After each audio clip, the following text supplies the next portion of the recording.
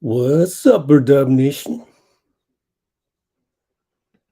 I'm going to put a poll right away in the chat. Hello, Amy. Hopefully, Dean will be here. I can't remember what he said, whether he can be here or not. Let's pull up the background screen. Welcome once again to another coverage of the finals, which, by the way, I have some more behind the scenes stuff. Aaron Gordon gifted Jamal Murray some jewelry before the finals, actually, but it's in here. I'm a little late on all these videos over here. So it's going to be tomorrow by the time we get to yesterday's practice. So it's like 48 hours behind, but I haven't had time to really build up the backup channel over here. Let's pull up the box score for tonight. Friday, June 9th. No, that's not what we want. Game 3. I hope that's right. Preview. There we go. There's people saying, who was it? Gary Payton Sr. Whoever wins tonight is going to win the finals. Well, that wasn't the case last year, so I don't know that you can make any grand proclamations about this game. It's game 3. I feel like this is just going to be a long series. I hope so. Hope we'll get 7 games. Excuse me. A little bit of allergies there. Jasmine, what's up? And we will talk about Kerr times Poole at halftime, just like it says in the description, just so you know. And it spoiler alert is there's always a positive label you can put on something and a negative label you can put on pretty much anything in life. So I think this is another example of that, but we'll talk about it later. So far, 14 votes. Wow. 60% out of 15 votes, which is 6 out of 10. So maybe 6 votes. No, that'd be 9 votes. We're about to tip off. Hope Dean's coming. I guess I'll text him. Heat win the tip. Kevin Love starting. Bernie in all white over there, the mascot of the Heat. 11:48, 11:47, 11:46, 11:45 if you want to sync up. Miami in their home whites. Bam, reverse layup, blew it. He missed it. He had Jokic beat. Jokic ended up getting the rebound.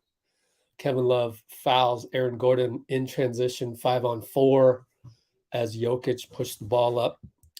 Very Draymond-ish there. So that's one little thing I want to note. Let's see.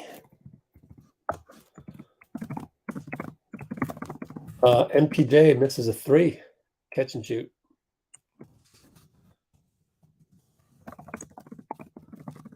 So the poll, so this time Bam hits the reverse early shot clock. So far, 60% do not think JP will get his groove back this season. Golly. That's sad. If you've learned anything from coming to this channel, you ought to learn that we look at the positives of life. And there's just enough reason to think that he will as he won't. Anyways, Jokic missed, and then K Love with the catch and shoot 3 over Jokic, pass delivered by Strus. So by the way, they're extra.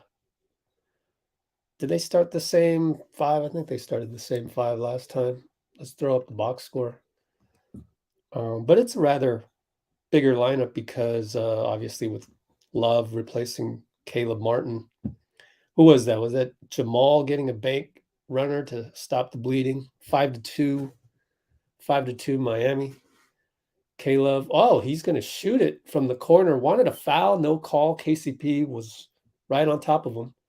And KCP will now shoot a 3 in transition. Blew it. Very bad miss. Near air ball. Strus picked it up. Brings it up. Pick and roll Bam. Over to Bam. Shoots the open jumper. Hits it over Jokic. So a lot of energy for Miami coming out of the gate. But it's really early. 7-2 Miami. I'll catch up to your comments in a minute.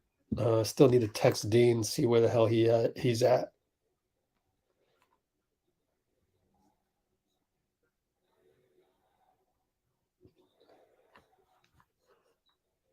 And Jamal gets his way into the paint, scores. That's why he gets paid the big bucks. Max contract dude. Stops the bleeding. You know, I've come to realize these Miami Heat games really don't matter until like the fourth quarter. Like you'll just trade baskets, keep the game close, hopefully no injuries and stuff. Anyways, Jimmy answered with a bucket. Now we got a mismatch Jokic against Jimmy. They're not doubling it. One-on-one, Jokic scores easily. No help. Bam got switched on to Jamal and stayed home.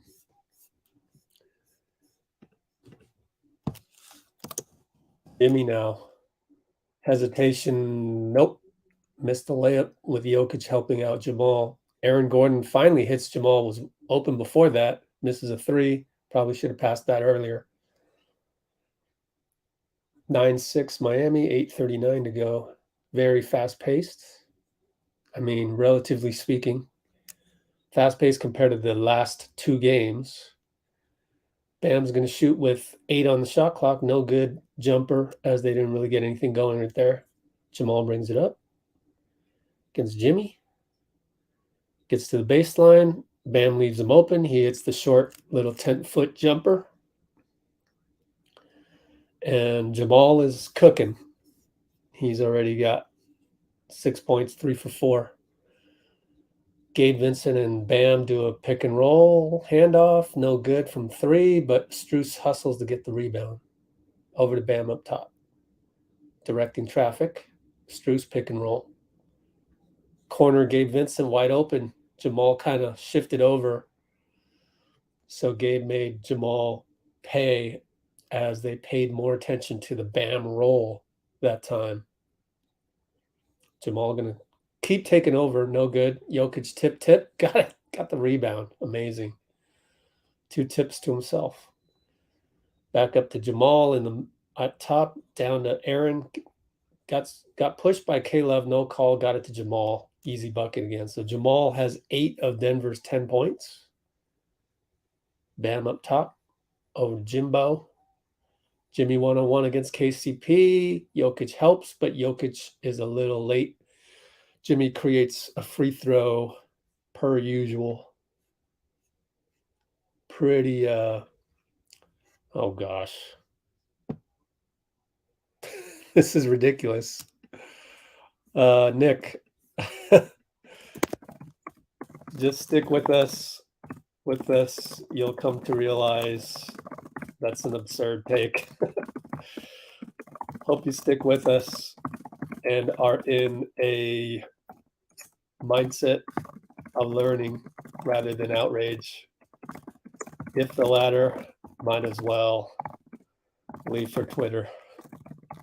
Shrug.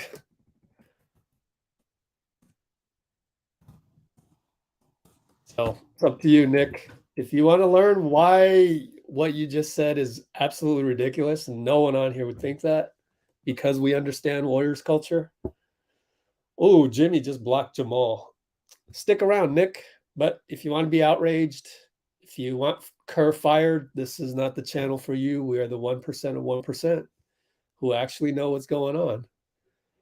Maybe I need to tell you that I've been credentialed with the Warriors for over a decade.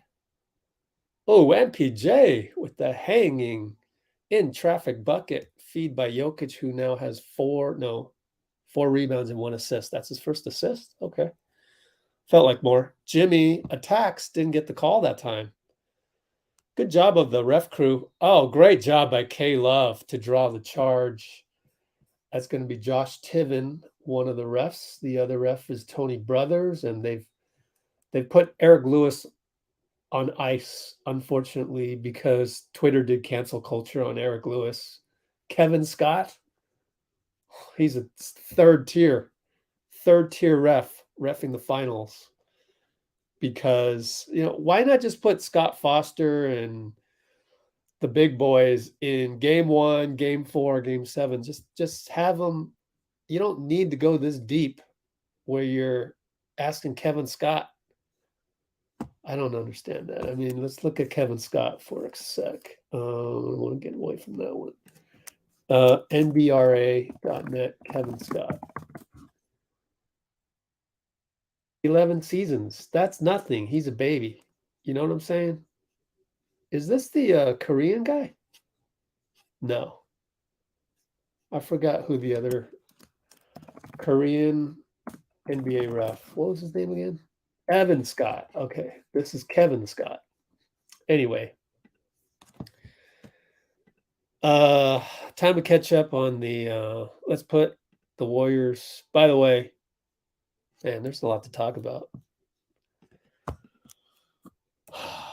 Chris Paul might be waived. They're still talking about it.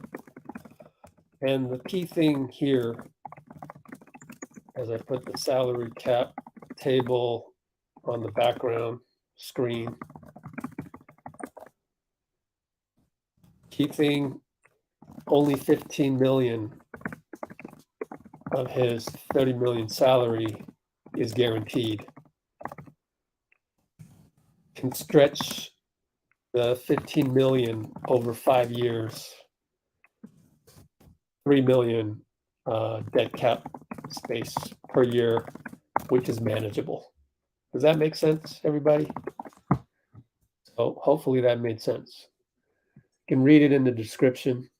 But if we look at Phoenix, I didn't know this, but then if you scroll down, so at first you go, oh my gosh, 30 million, they're waiving that. No, actually here, only 16 million, sorry, not 15, 16 rounded up is guaranteed by June 28th. Okay. So that means if they waive them, you get rid of this gigantic salary and it becomes 15 or 16. And then you can stretch the cap hit to 5 years, which is what we did with Sean Livingston's retirement, which was he was still under contract, so we waived Sean Livingston at the time. And 3 million each year over 5 years, that's nothing. In fact, next year it'll be even a smaller percentage of the cap. The year after that, 3 million will be even more like nothing, and the year after that it'll be even more like nothing.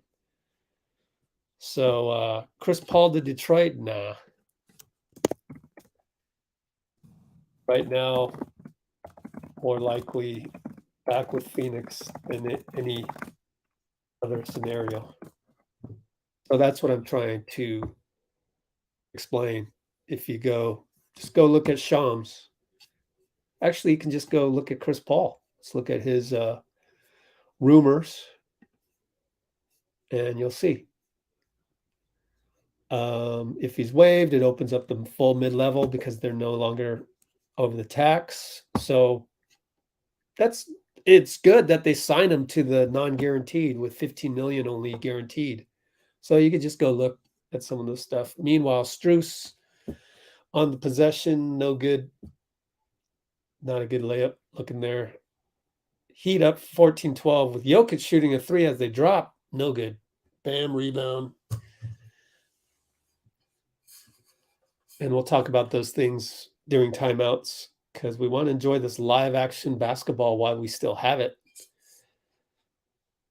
By June 18th would be game 7. we're not going to have a real NBA game for a while. We'll have Summer League. Jokic hits a 17-footer. Tied up, 14 apiece. Gabe pick and roll to Bam, who kicks the ball accidentally. I mean, not kicked it, but lost it, but got it back. Missed the layup. I mean, missed the jumper. And MPJ throws the ball ahead, lob, and Bam is called for the holding, defensive holding, 5-yard penalty, automatic first down. Look at that closeout by Bam. Pretty good closeout, but Jokic made that from the free throw line, 14 feet in front of the free throw line. That's the replay. We're going to get side out. 14 apiece. Nobody's in bonus yet. 5:15 to go. Jamal over to Jokic. Takes a big step. He's open as they double Jamal. Are they in zone or why did they double Jamal? That was weird. We'll see next time down. Strus back pick on Aaron Gordon. Good switch by Aaron. Stays on Strus. Handoff game with Bam. Pick and roll. Finds Gabe. Left wing open over Bruce Brown. Missed it, but got fouled. So let's look at credit Chris Haynes, by the way. He broke the fact that Chris Paul would be waived, thus becoming a free agent. However, it was Shams and company providing the detail afterwards that they might want to return. And Woj here, Paul continues to want to return. Sources said. All right. KD will stay with the Suns. Yes, absolutely. They're not crazy. I mean, he's locked up until 2026. So Phoenix is going to be a contender as long as Steph's going to be with the Warriors as well. So that's good. What else is going on?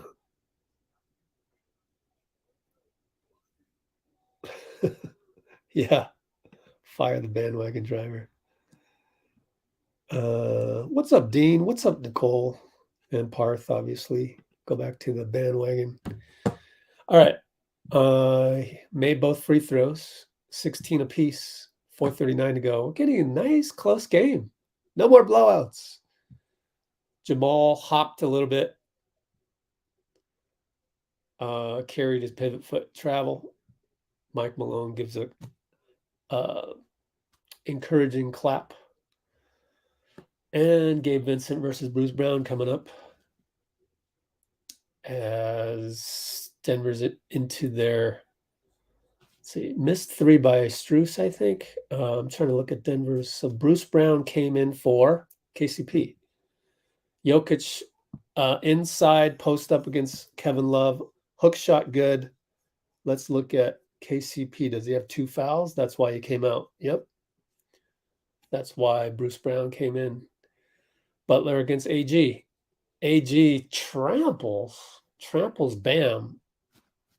Strange foul because AG doesn't usually do that. You know, he's usually under good body control, and it looked like there he just kind of, I don't know, maybe Bam pulled a veteran move on him. I'd love to see a replay. We're not going to get a replay because we're going to get scoring buckets as replays. So let's see what happens. 18-16. All right. We're not going to get a replay. Caleb Martin's in for Miami. So is Zeller in for Love. Love went 8 minutes of play for Love. That's all you can ask for the old man. Caleb, corner 3, kind of no choice. Had to put it up.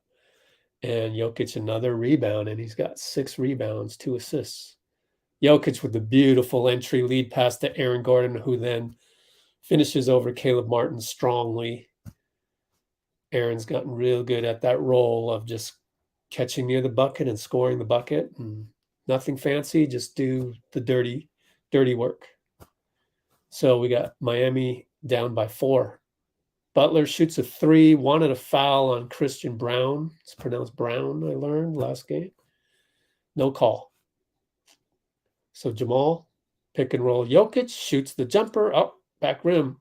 Cody Zeller, nice tip. but Gordon is there to grab the rebound, and it will be a jump ball with Jimmy. But it was good instincts by AG to attack. I mean, this is great that we're having, I'm going to do a hot take right here. It's great that we're having Aaron Gordon. Great to have Aaron Gordon be sort of a template for Jonathan Kuminga in the finals. That's literally his role. All he has to do, rebound and finish, right? And play good defense. That's the template, JK. Man, we got Josh Tiven as the crew chief. Tony Brothers is the crew chief, thank goodness. But still, how many years does Josh Tiven have? NBRA.net, Josh Tiven. I'll bet you it's no more than 11 years. 12. I was going to say 12 next. I mean, he's a baby. They keep having this is Laura Holtkampf. I think I probably butchered her name, but she's the banner for the whole NBRA website. So it always confuses me. I'm like, what? But anyway, Josh Tiven, 12 seasons. He's a baby. Wow. I'm glad they're not refereeing any Warriors games right now. I would be a little worried about that. What else we got in the comments? What's up, Aloha? Heading to Hawaii next month. And of course, Amy. Thank you. JP will get it back. I mean, it's really just your mindset. Anyone that says JP will get it back, actually, you probably have more data points, more Dean's here, more what do you call it? More indications that JP will get his groove back than not, or at least equal. Dean Chambers. What's up, Rich? Ha! Did I wake you up? No, I was taking a nap and I set like 2 alarms. They didn't wake me up. And then all of a sudden I popped up. You work crazy hours and it's hard labor. So, well, thank you, no Rich. worries, man. Thank you, man. Let me get the screenshot, and I'm going to use that as our social media screenshot. How's everything going? What do you think so far of we'll talk about Steve Kerr, Jordan Poole, took a shot at Jordan Poole nonsense. We'll talk about that at halftime, but hey, it's it's Dean. I love this quote right here, or this comment that DJ gave us. Tiven looks like an action movie bad guy. I know, huh? He looks like he could play the Terminator. Oh, email me. Yeah, email me for sure, guys. If you want Warriors gear, getting around to it. I got to clean up my place and put all my junk in boxes, which I'm probably 90% there. Then I will have room to mail out some crap. Hey, Rich. Yes, sir. My stream is like lagging a little bit. Okay. So I'm going to leave and come back, see if that works. Yeah. Oh, let's check the likes. Did everybody like? Got 30 concurrents somehow. Somehow we got 30. I don't even think we reached 1,000 views on the last game. 15 likes. Let's go 30 concurrents, 15 likes. Please splash the like button. Let's get more people to come on here to talk Warrior stuff. Okay, do you think based off last year's play may have lost faith? No. I mean,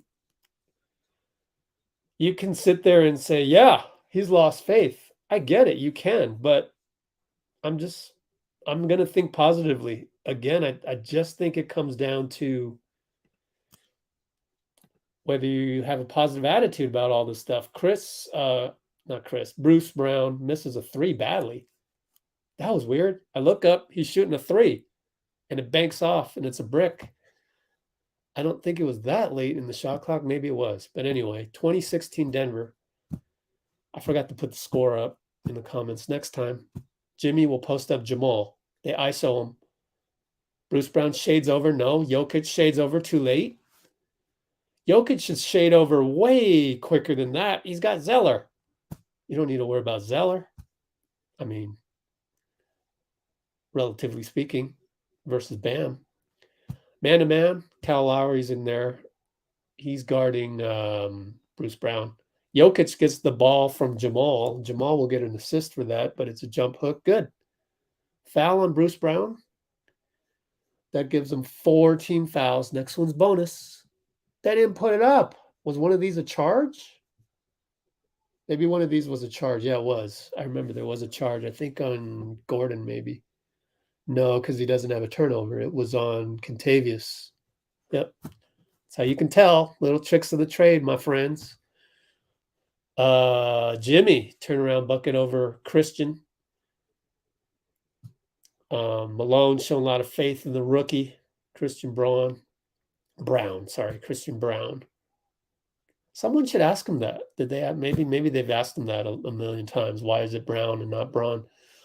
Jamal, dribbles, lost his dribble, and it turns out Cody Zeller was out of bounds when he touched the loose ball. So luckily for Denver, they get the ball baseline as Duncan Robinson checks in. Good call. Way to notice that. Was that Tiven? Who's on the baseline? Oh my gosh. Reggie Miller citing, Tony Brothers. Good call, Tony. He's gotten better at the technical aspects of the game lately. We've, if you've been on these live streams. Zeller tries to flop. No good. They did call him. Let's see. Zeller. Because the elbow came swinging around. That's why. And I can see why he flopped. Because you got an elbow coming at you. I guarantee you will move back. Oh, Dean's here. Sorry, Dean.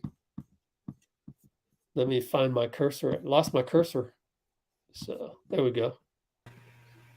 There you go. Jimmy, baseline. Right. We're good. So Miami has tied the ball game up. 22. At 22, my favorite number. Yeah, my favorite number too now. Ben Conant knows that. That was my number back in the day. Jokic, lefty, jump hook, no good. He's taken a lot of shots. 8 shots already, multiplied by 4, 32. Yeah. Jimmy attacks, floater no good, gets his own rebound, and Bruce Brown stuck his hand in there, got a steal. But they'll probably give it to Reggie. Let's see who they gave the steal to. No, they gave it to Bruce. Good job, scorekeeper. And Jeff Green, old man, scores over Zeller. So it's good, close, defensive-ish game, 24-22, as Kyle Lowry barely gets it over the timeline. 13, 12, 11, 10 on the shot clock, 3-second differential, 3.5. Lowry, 5, 4, hello, earth to Lowry, 3, 2. He gets in the paint, turn around, fade away good, and he says, shut up, Rich, I know what I'm doing. 3.1, inbound to Reggie. Good to see Reggie. Shoots from near half court. Back rimmed it. Of course, that was going to be close. That's Reggie Jackson. Tie ball game. Yeah, I don't remember him playing much these previous 2 games, but I think it was a Zeller flop. Yeah. I think it was a good idea to give him a shot. I'm going to give Zeller the get out of jail free card on that one because Jokic's elbow came around. So I can see how you kind of just want to avoid that elbow. Nicole, yeah, send me your address, Nicole.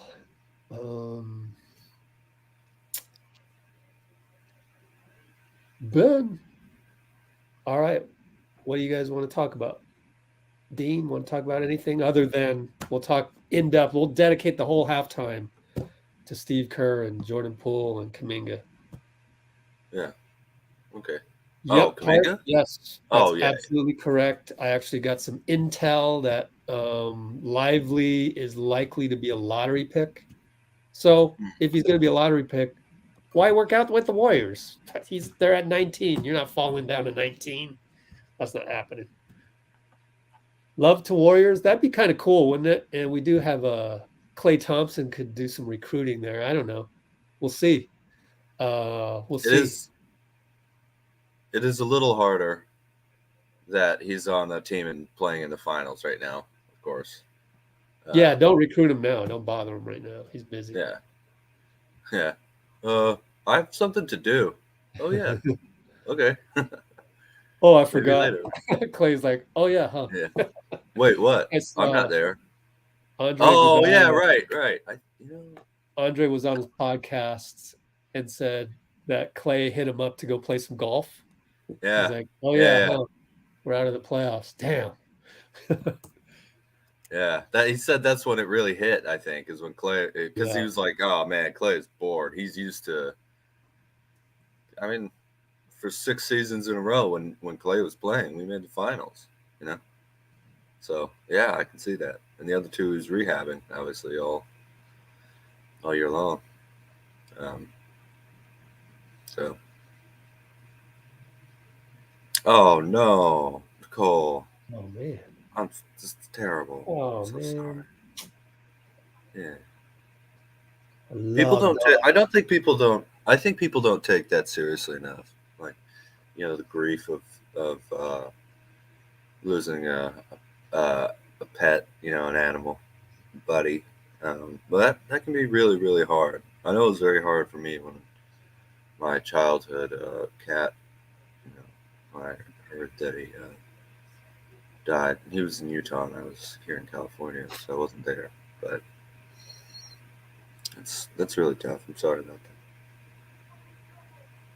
You want to take this one? Not necessarily a bad coach. Wow. I think Kool-Aid drinker, first of all. I think there's a be careful with all that. I think there's a level of trust, there with Steph, Klay, and Draymond, and Loon, and Iguodala, who honestly might be back again next year, which I'm kind of pretty cool with, to be honest. I know people, it's a wasted roster spot, but they're back. Yeah. I will say real quick. The guys want Kerr back. Come on. So yeah, he'll be back. Guys, one thing you're forgetting is Steve can hire a voice if he wants to. He's hired Jama. I should put the I don't want to just put the entire Jama interview. I should, but it would be copywriting. So I'm going to avoid that and break it up into chunks.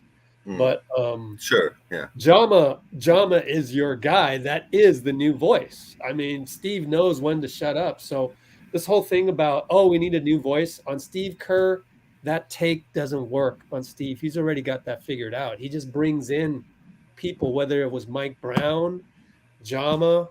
The next hire they get is going to be another guy that could probably be a head coach on a development team, So I don't want you guys to drink that Kool-Aid that Steve is this terrible coach because, and I'm sacrificing the play-by-play right now. But watch Draymond's podcast with Steve a few days ago. Oh, it was so good. How did he introduce Steve? He introduced him as the best coach in the NBA. I think he also called him my man Stevie, but Stevie Kerr or something like that. So, that's, I don't know. You don't just call your coach Stevie Kerr. You know what I mean? Unless there's a real, He also said, there was a clip of you saying, I'm tired of Draymond's ish. I'd be tired of it too if I were you. Thank you for everything you've done to help with me and Bob too. And, it was just a huge amount of trust there, respect there. And it sounds like Kerr wants to keep going. Now there is the contract thing after next year. Yeah, let's talk about that later. We got a game that we don't have many of these games left. You're right. So Denver's taken a 5-point lead thanks to Aaron Gordon, 3-ball, and Jeff Gordon just hit a layup. Now we got Caleb attacking Christian, fadeaway, late shot clock, no good. That's all they got out of that one. So pretty good defense, good intensity by the Nuggets. Going to post up AG in this quasi zone. Looks like a 3-2 by Miami with Bam was at the top. And Aaron Gordon misses. And the ball gets tipped out to Bam, who brings it up on Jeff. Attack Jeff. Euro will get the call. Good call. Good call. Jeff wanted to take the foul, and what Bam did was a Euro to avoid the foul, and doing so getting the call, which is not really a move we had when I was growing up. So thank you, What, the Manu. Euro step? Yeah. Manu brought the Euro step to the NBA, and just Oh, he was. I mean, I was around when Manu was around. It's just like it wasn't as prevalent. He was the only guy doing it. And actually before that, Sarunas Marciulionis to make it Warriors related. Interesting. I don't know him. He's a Warrior. Yes, sir. Yeah. Always innovative out there in the Bay. Sarunas Marciulionis. I think I spelled that right. Marciulionis. And misses the second free throw, so Miami's still down by 4. Jamal brings it up, full court press by Gabe. And they're in zone. They're in zone, all right. 1-3-1 zone. Awesome. Awesome. Look at Bam, the way he patrols the one on the bottom. He even let Bruce Brown shoot that one. Brown missed it. So now it's outlet to Lowry. Love it. Love the innovation. You know, I would be shocked if we didn't adopt some of this next year. And Well, Steph Caleb finds Bam for a slam. Yeah, we were already doing that a little bit against the Lakers, if you remember. We were in a zone. Yeah, but I mean going that extra step of having this 1-3-1 special defense. Like you just don't see this. Well, it depends on your opponent. I think that depends on your opponent. Jamal, corner 3, no good. Bam gets it. But Denver's back. Denver still leads it by 2. And they're going to mismatch with Brown on that transition. Bam will post up Brown, fadeaway jumper. Good. He's got like 6 inches on Brown. When's the last time you remember Jamal Murray going to the hoop? It's been a little while. Well, he did last couple possessions ago. They need a timeout just to discuss the stagnation, as Red Eyes is saying, the stagnation on offense due to the zone. They bust out every now and then. It's just they're such a good shooting team, you know, with the Nuggets are. I mean, with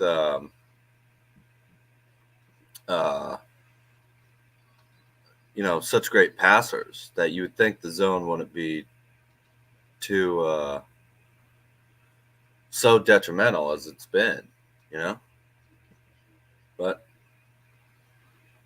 the Nuggets seem to be really bothered by it. It's just shaking you up a little bit. And it only takes one guy to kind of blink to mess up the rhythm. Whether that's Bruce Brown usually hits 80% of these floaters, and he missed that one, which is wide open. You know, you go in there expecting a guy to leap at you, and you practice those with the guy all over your face, and you hit the jumper. All of a sudden, you're wide open. It just kind of goes against usual instincts. And it's so weird. Like, why are they letting me shoot this? And then they're letting me have those. And so it's just to disrupt your rhythm. And it's working.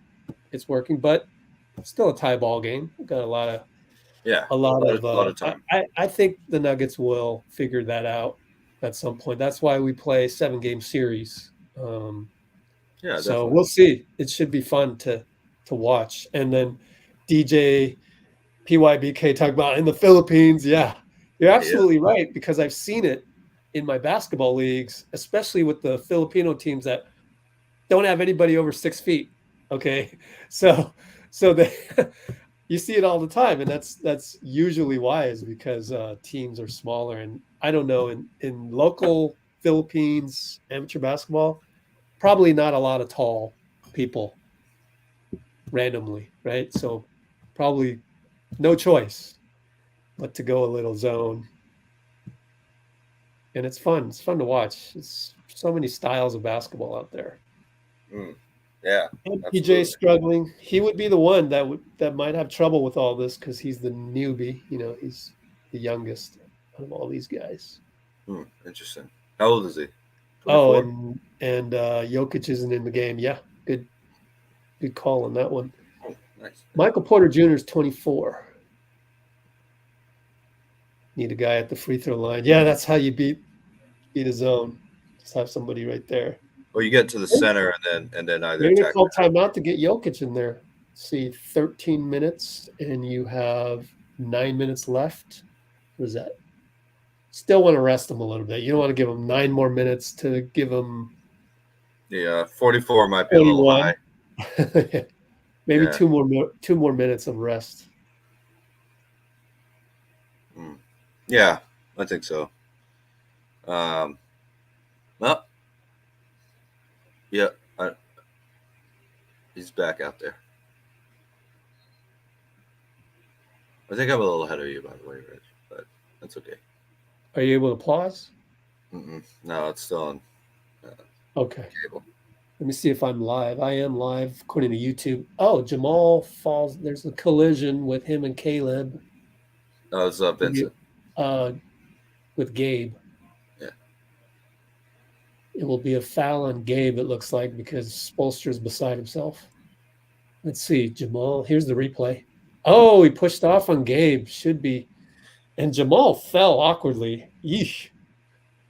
Almost hyperextended his knee a little bit, but luckily didn't. They're having trouble inbounding it, so they go up top to Jokic, and Gabe steals it. Oh, they're going to call it on Gabe. Whoa. And Gabe goes, oh, no, wait, to Tony Brothers. Let's watch the replay. Let's watch. They're going to call a hold on Gabe on the leg. Yeah, it was pretty bad angle, though. I don't see anything wrong with that, man. That's like boxing out. I don't see anything wrong with that. But exactly. 29. I'm rooting for the Nuggets. I think that was a strange. I know, huh? Maybe there's something in the angle that he was. And they bring in Jokic, and they find Christian Brown, baseline dunk against the zone. 1-3-1 zone. So that's the zone breaker. Bring in Nicole. Yeah.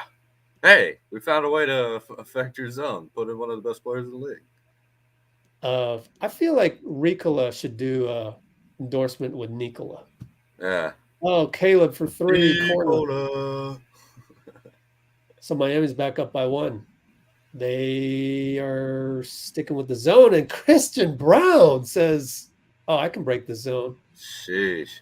Takes Duncan all the way. I bet you he kind of knew that Duncan had to stay on him or go away from him. So just attacking it, man, smart player. And Caleb hits again. Jamal, right in front of Jamal. Jamal says, don't worry. Calm down. 35-33, Miami, 740. Bruce Brown post up. Jokic versus Bam. ISO. Spins. Kyle helps and steals it. Wow, Kyle. Caleb 2-on-1.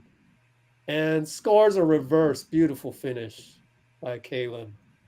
Wow, Caleb. That couple times watching the ball go through the hoop will really skyrocket your confidence. And he finished that layup like he was freaking, Dominique Wilkins or something, just without the dunk. Beautiful move that was. And Jokic to Jeff Green. Jamal has to shoot a 3 with 2 seconds and hits it over Bam.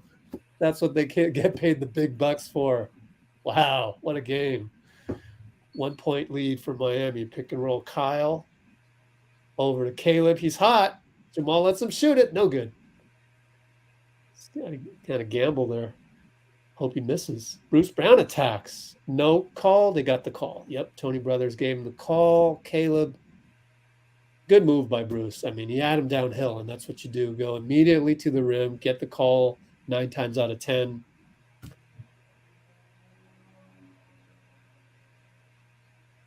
What's going on? Is he? Yeah, okay. Caleb shakes his head after watching the Jumbotron replay. They should replay it right now so that we can see, because everyone in the whole world wants to know if that was actually a foul by Caleb, and we'll never get the chance because people producing the basketball production, I mean, I'm nitpicking. Overall, it's a great experience, but you should just replay the last thing that just happened because we're all worried about that last play. Definitely. We'll never get to know whether or not Caleb has a right to shake his head at the Jumbotron after that. I think, just 9 times out of 10, you see a guy attacking downhill like that, he's just going to get the call. Reminds me of Jonathan Kuminga, by the way. Just, man, Yeah, it's I like tough that. not to have Warriors basketball. Yeah.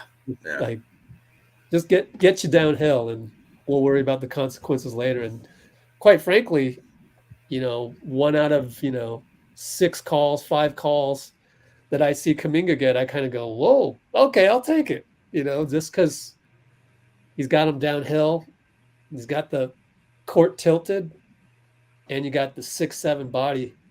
He just looks right when he's going downhill, I think, too, for the ref to go, oh, there's a lot of contact there. I'll give him the benefit of the doubt, even at a young age. Jimmy shoots a corner 3 over AG, probably not the best shot, but missed it.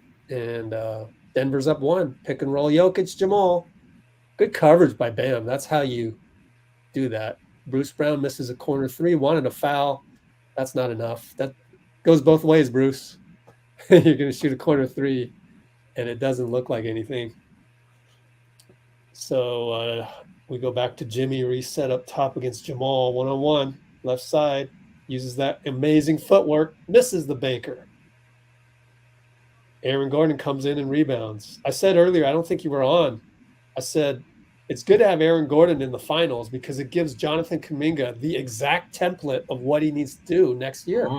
Yeah, that's interesting. I like it. All over Bam and Jamal. Another max contract 3 by Jamal. Man. Definitely. This guy's good. 41-37 timeout. Q2 536. Oh, man. The more we talk about JK, the more I miss the Warriors. But yeah. Yeah, definitely. Oh, yeah. We've talked about why we thought JK didn't play. We've talked about it a lot. Go ahead. For the new people that haven't seen us talk about that before. Go ahead, Dean. Well, first, I thought in the Sacramento series, just that matchup wasn't great. You wanted to go more veteran against the Lakers. I think there was a little carryover of some of JK, being maybe a little unprepared, emotionally, just for different minutes, and that's how Kerr develops a little bit. I don't know. To be honest with you, like, now that it's over, I kind of don't really care. Like, let's just get back. Let's get back next season and see him play. Like, didn't play last what? Who cares? It's next season now for us. Yeah, I get it. Somebody hit me up, Mark. We have a good guy who helps us out with draft information, and my answer to him, because he asked the same thing, and my answer to him was, I just think with Steve, it's kind of an OG style of earning your minutes. Also, one thing I want to mention, the dynamic of the playoffs, because if you always think about the last game, and in hindsight, we can look at the whole playoffs now, true, but you're also thinking the last game, but I can maybe explain the last game. I mean, we won game 5. So the whole point of game 6 is to do what you did in game 5. Go to LA, do that, and we'll win game 6. Well, that didn't happen. And Kuminga wasn't part of that. So I can see how, in hindsight, you want to go back and utilize JK. And I brought this up during the series. Why not just throw JK in there as a fence bender, as an X factor? But then again, even at that time, we were saying, yeah, but he hasn't really earned it. So then it's, in hindsight, you could also argue that In the long run and in the grand scheme of a 15-year career, maybe it benefits JK to not earn his minutes through desperation. Like, oh, we're down 3-1 to the Lakers. All right, JK, you're playing. Why? Because you need a fence bender in there, but you actually didn't play well against Sacramento. Maybe in the long run of the career, maybe it's a better thing that he didn't play, because that's just going to look like a bump in the road when you look at his whole career. But I don't know. Well, That'd be my favorite you teach question to ask bad you. habits. You teach bad Yeah, it's the habits. bad You know, habits thing. it's going to work out. It's going to work out next year, or the year after that, or whenever he starts playing heavy minutes. Right. That'll be a good thing for us that he had, that he earned being out there, just like Moody. Moody Yeah, was good last year or in 2022, we don't talk but he about was that really enough. good. He was Maybe really that good in formula 20. worked for Moody, right? Yeah, So if yeah, you're it gonna worked say again, yet JK should again. have played, then you should also consider saying, oh, but that same formula worked for Moody. So consider that. Yeah, hmm definitely. It's harder with JK because he has real superstar potential. He's not meant to be a role player. You can tell that. He's Yep. prospect. He'll be a prospect, and then hopefully he'll take that next step with us and hit star level. Jimmy Butler, 15-foot jumper, good. 4:34 to go. Miami down 2. Jamal over to MPJ. They're back with their starters, it looks like. Jokic gets an offensive rebound, but slips and loses the ball. Caleb got a hand in there, so Lowry sets it up. We got Nick. And it's going to be Jimmy against Jamal with Jokic shading. Aaron Gordon shades. Nobody moves. And Caleb extra pass Struce. Finally got the open guy. Splash. Jamal's don't help if the team isn't ready to have the automatics, to cover everybody. Otherwise, just let Jimmy Butler score. That's what they're doing to you. Oh, so then Jamal got fouled, and then as he goes to the free throw line, yep, he talks to Michael Porter Jr. And on the replay, you can see that MPJ should have been the one, not KCP going from this side of the court to the other side. It should have been MPJ going up to challenge the three. Jokic did look a little lost for a second there too. So I gotta also mention that was the best rotation for him. But it's clear that KCP had to come over because MPJ got stuck in the paint, I think. Wow, Murray missed a free throw. My live jumped ahead a few seconds there, so maybe I'm caught up a little. I don't know. 3:33, 3:32. Oh, now you're ahead of me. Whoa, that's crazy.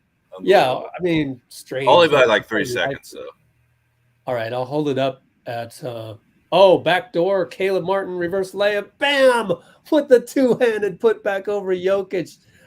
And enough time to run back on defense as well. Oh, man. So let me pause right. Let me get my cursor. Pause. I'm only 3 seconds. You want to do it at 3? Well, I can't really pause this thing. I just realized because then the title of YouTube TV goes up, and then I can't see the scoreboard anymore to see the time. That's a lame feature of YouTube TV that I hate. But anyways, Lowry threw the ball away on an alley-oop, and then now he's going to foul Jokic on the ground. Doesn't really help us to pause the game when the clock is stopped. So I'll figure out something. Let me see if nope. The moment I move the cursor, that comes on. Okay, I got it. I just can't move the cursor. I just have to click it to pause it. Does the space button work as pause too? Let's see. Yes, it does. Okay. Good tip. Cool. So that doesn't bring up the next time when the clock's running. How can they not think of that? I mean, I guess it's kind of a niche. Oh, I guess it's kind of a niche broadcast. Yeah, Jokic is bleeding, so they'll patch that up real quick. Oh no, wait! Unsurprisingly, he's bleeding. 2:49 yet again. Write that down. Okay, then Denver needs to let Jimmy beat you. And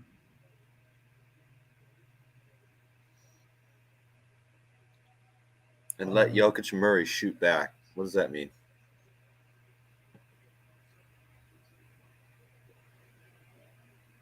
I do think that they should try something with Butler that the Heat have been trying with Jokic, which is just make him shoot the ball, man. You know? Because that's now that look, if Jokic is scoring the ball, he's still great. But if Jokic is scoring the ball and Butler is able to, set guys up the way he likes to, well, now one guy's doing something he's able to do at a high level, but is not his comfort zone. The other guy's just totally comfortable, though. You haven't really changed much of their game. So I do wonder if there's something to that, and also maybe just running the Heat off the line because, look, man. Oh, also here, Percy, man, have you seen Jimmy's footwork though? It's special. It's hard to guard him because his footwork is so honestly, it's Michael Jordan-ish. Yeah, don't guard him. It's hard to. Plus, he'll do a pull-up just like Jordan did. Mm-hmm. So he doesn't have the hang time of MJ or the acrobatic element of MJ, but the footwork of Jimmy, that's what makes him the superstar that he does. So I think that's why it's not so much falling for the dribble drive. It's just that it's so good. Oh, you would see coaches constantly screaming, "Stay down, stay down, stay down, stay down" on Jordan or Kobe or that footwork, man. It'll get you, though. It just does. Oh no, However, my stream just paused. I don't know what's going on. Oh, I have no game. There we go. Okay. I had to hit live real quick. I don't know where I'm at. I'm at a dead ball. They're showing Gabe Vincent. What happened? Yep. He fouled somebody. Jokic is at the line. Threw it to Aaron Gordon, who unbelievably wasn't looking for the ball on the break. He did catch it. I'm at 240. Nope. I just jumped to 228. Aaron Gordon is at the line. YouTube TV, this is horrible, man. I want my money back. Come on, guys. Here's the thing. They're sponsoring the finals. I know. You know? Oh, gosh. I mean, I haven't tried it myself. Maybe, Denver is going to be up by, let's see. AG hit. No. Misses the free throw. 226, 225, 224. What about you? Yeah, I'm still at going just shot and missed both, I think. Oh, spacebar doesn't work for me anymore. Oh, 214. Tell me when you hit 214. Count it down. Okay. 19, 18, 17, 16, 15, 14. Okay. 12, 11, 210. Jimmy, push shot. Good. On the attack. All right. So Denver's up by 1. We're hitting 2 minutes now. 159, 158, 157. Jamal, pick and roll Jokic, breaks the seam and attacks lefty layup. Good. Kyle Lowry falls to the floor. Caleb's yelling at somebody. Yeah, I like seeing Jamal being aggressive going to the hoop. He's a big dude, you know. He can attack the paint pretty well. Oh, he's already got 20 points. Unbelievable. Denver up 3. With 1:41 to go. Kyle Lowry and Jimmy pick and roll. So Jimmy against Aaron Gordon. He wants another switch. He gets it from Lowry. Shoots the push shot. This time misses. So Aaron with another rebound. 6 rebounds for Aaron. He goes down all double.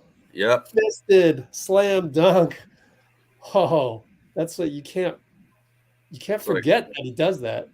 Gordon grabs Jimmy. Bad defense. Like shooting fish in a barrel. Strange. Strange how he can come down like this.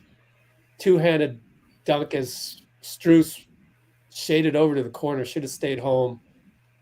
And then committed a strange foul on Jimmy. Are they in the bonus? I can't tell. I don't have a scoreboard. Oh, they replayed this dunk like 3 times in a row, which I'm appreciative of. No, that's slide out. Slide out, yeah. 1:17 to go. 5-point lead, Denver. Miami. Strus with the ball, dribbling, pick and roll. Bam gets it. Jamal wanted to travel. It's a legit want there. I mean, it did look like a little shuffle of the feet. And Jokic ends up fouling Bam, so Bam will go to the line. Down 5, 1:08 to go, halftime.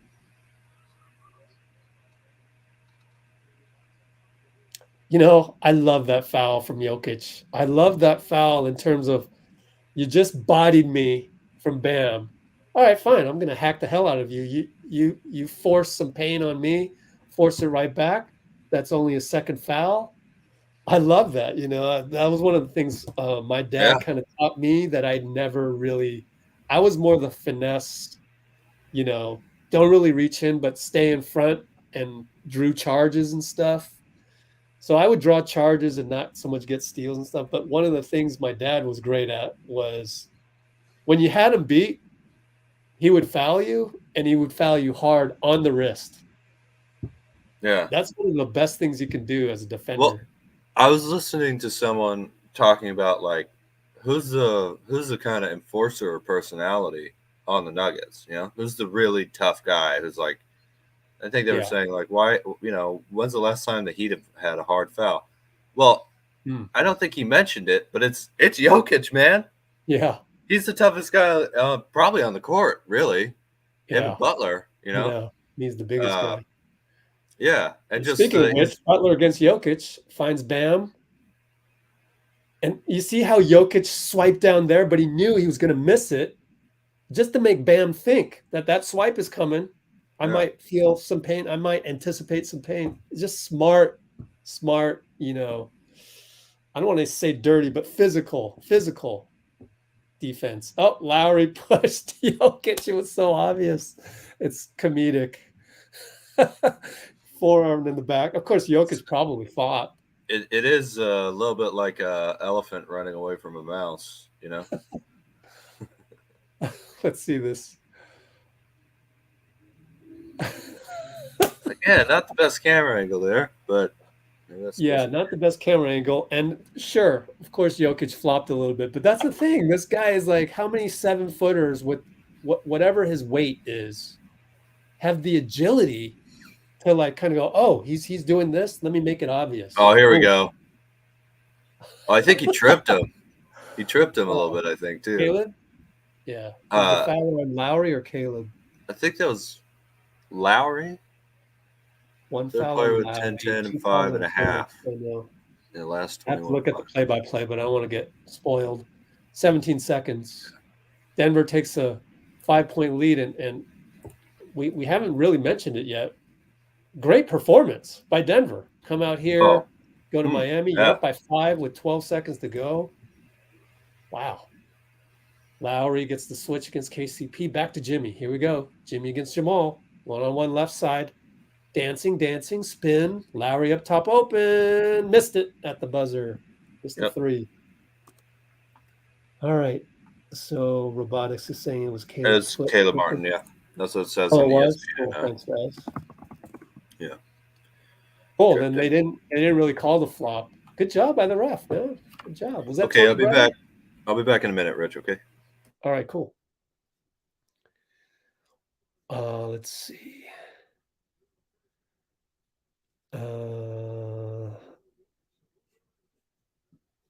Tripped on the foot.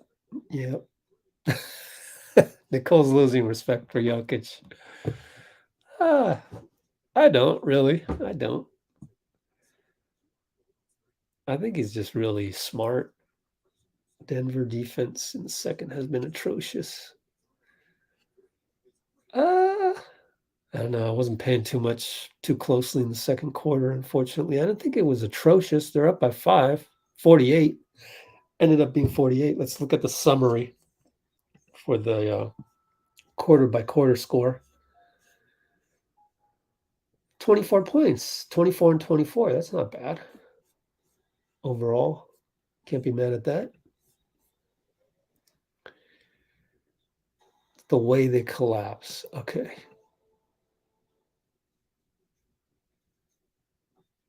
I don't know. I just credit Jimmy.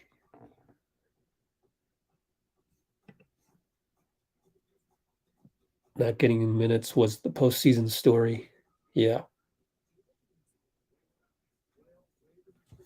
Well, not getting minutes, but also not getting minutes, but also oh man, now I lost my train of thought. Not getting minutes in the postseason was the story. Took Sacramento to 7 games. Epic performance in game 7 by Steph. Oh, the chemistry. The ongoing chemistry issues with Wiggs and GP2 out so much, etc., etc.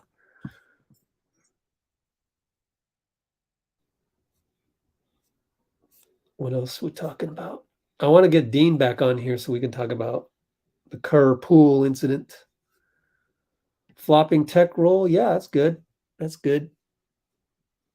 Yeah, we'll see. Went to play some beach volleyball. Really? 6:42 p.m. in Seattle. He went to go play beach volleyball? What a life, Ben. Wow. Let me turn on the light here. He's going to go play beach volleyball, and I got to turn on the lights in my room because it's getting dark. What's up with that? Is global warming like making all of California cloudy, and Seattle suddenly is like this paradise? So Wonderground. If you guys haven't used Wonderground, I really like Wonderground because it has like locations within locations, especially for the Bay Area. It's very important that there's so many microclimates here with the hills of San Francisco, the fog, and the valley. 84 in Seattle. What's going on, man? Ben knows something we don't. He's decided to live in Seattle, and he's getting 84-degree weather when the rest of us, even in Miami, it's raining. Right, Nicole? It's raining, it's humid, and it's freaking 84, 77. The worst they got is 65. Nice life, Ben. What else we got? More talk about flopping. RJ's here. Yeah, I think we're going to get back to greatness. By the way, if you haven't subscribed yet, we have another channel. Please subscribe here. Please subscribe. That will act as our backup to this channel for the future, like years from now.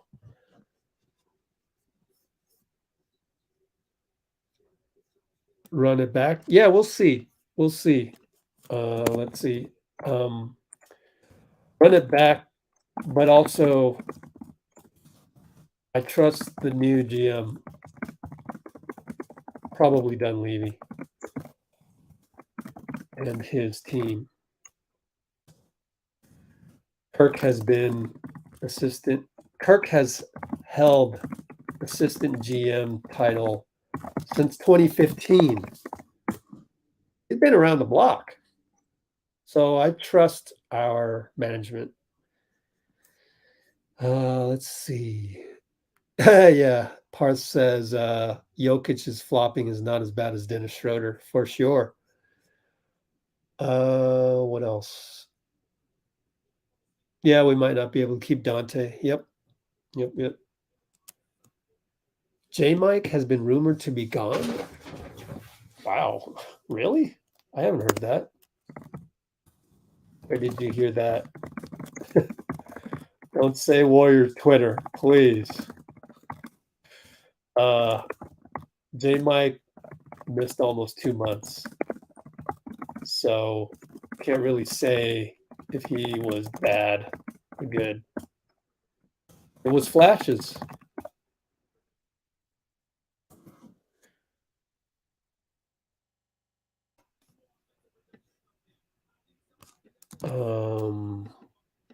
And that is at the 109 mark.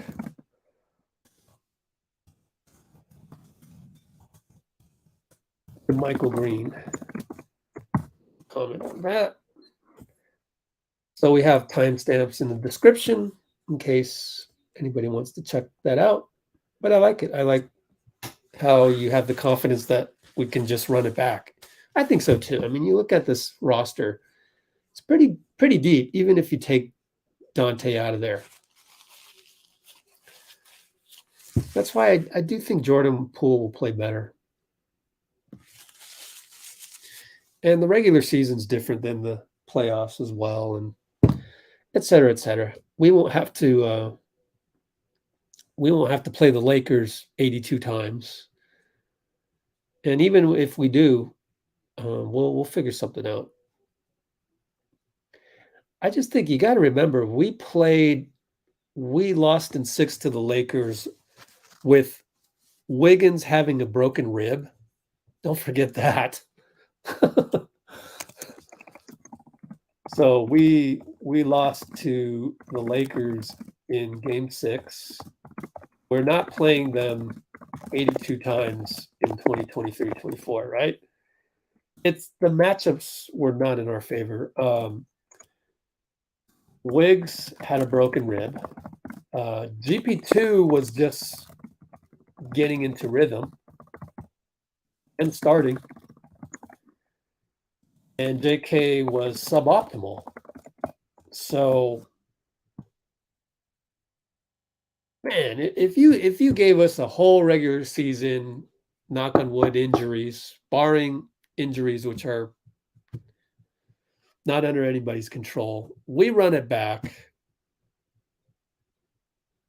I mean, how many of you don't think that we run it back 365 days from now, or let's say 340 days from now? Man, I think we're beating the Lakers in the series just because, the rhythm thing, and just run it back. So that's my hot take for this whole run it back stuff, which I appreciate. Who was it? I appreciate now I gotta find it. Orlando? Was it Orlando? Yeah. Orlando 28, man. Don't forget.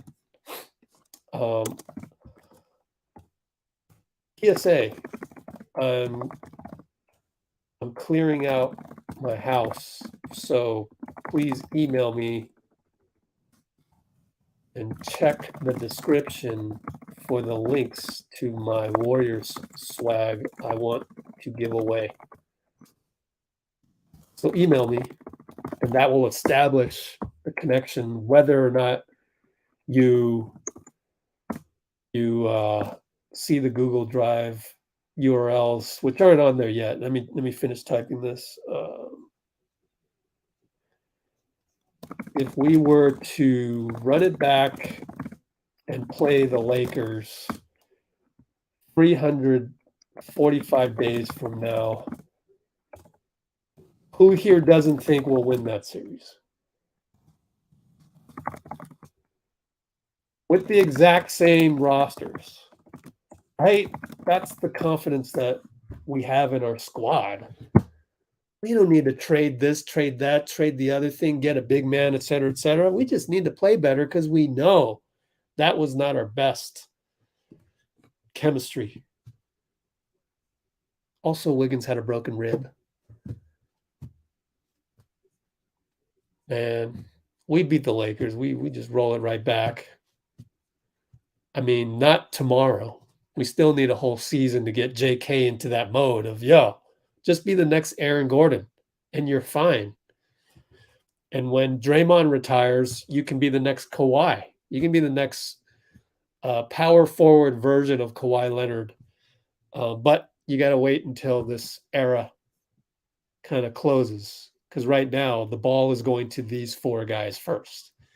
Once we remove the pecking order a little bit for you, Jonathan, don't worry. You're good. Dean's back. What's up, Rich? All right, go ahead. If you want to talk about the whole Steve Kerr went on Draymond's podcast, and what is it in the title? Took a shot at Jordan Poole. Oh my gosh. Oh yeah, he was coaching guys up and saying, "Hey, if you play like the Heat, we're gonna win." Ooh, what a terrible shot! If you don't complain about minutes and don't care and just play hard and together, we'll be fine. Total lack of confidence, huh? Yeah, that's crazy. I don't even know what to say. Look, listen, he was clearly saying, "This is how you play to play." Talking about minutes, well, also play this way and you won't have any problems with minutes. That was the other part that people didn't seem to get. You know? Like Put it these in the Heat back. guys, they didn't get put out there Oh, sorry. to they didn't get put out there because they were a draft pick or whatever. They earned it. That's just the way he's always been. And honestly, Poole and Kuminga already acknowledged this same point, basically, in a subtle, respectful way, in their exit interviews, I think,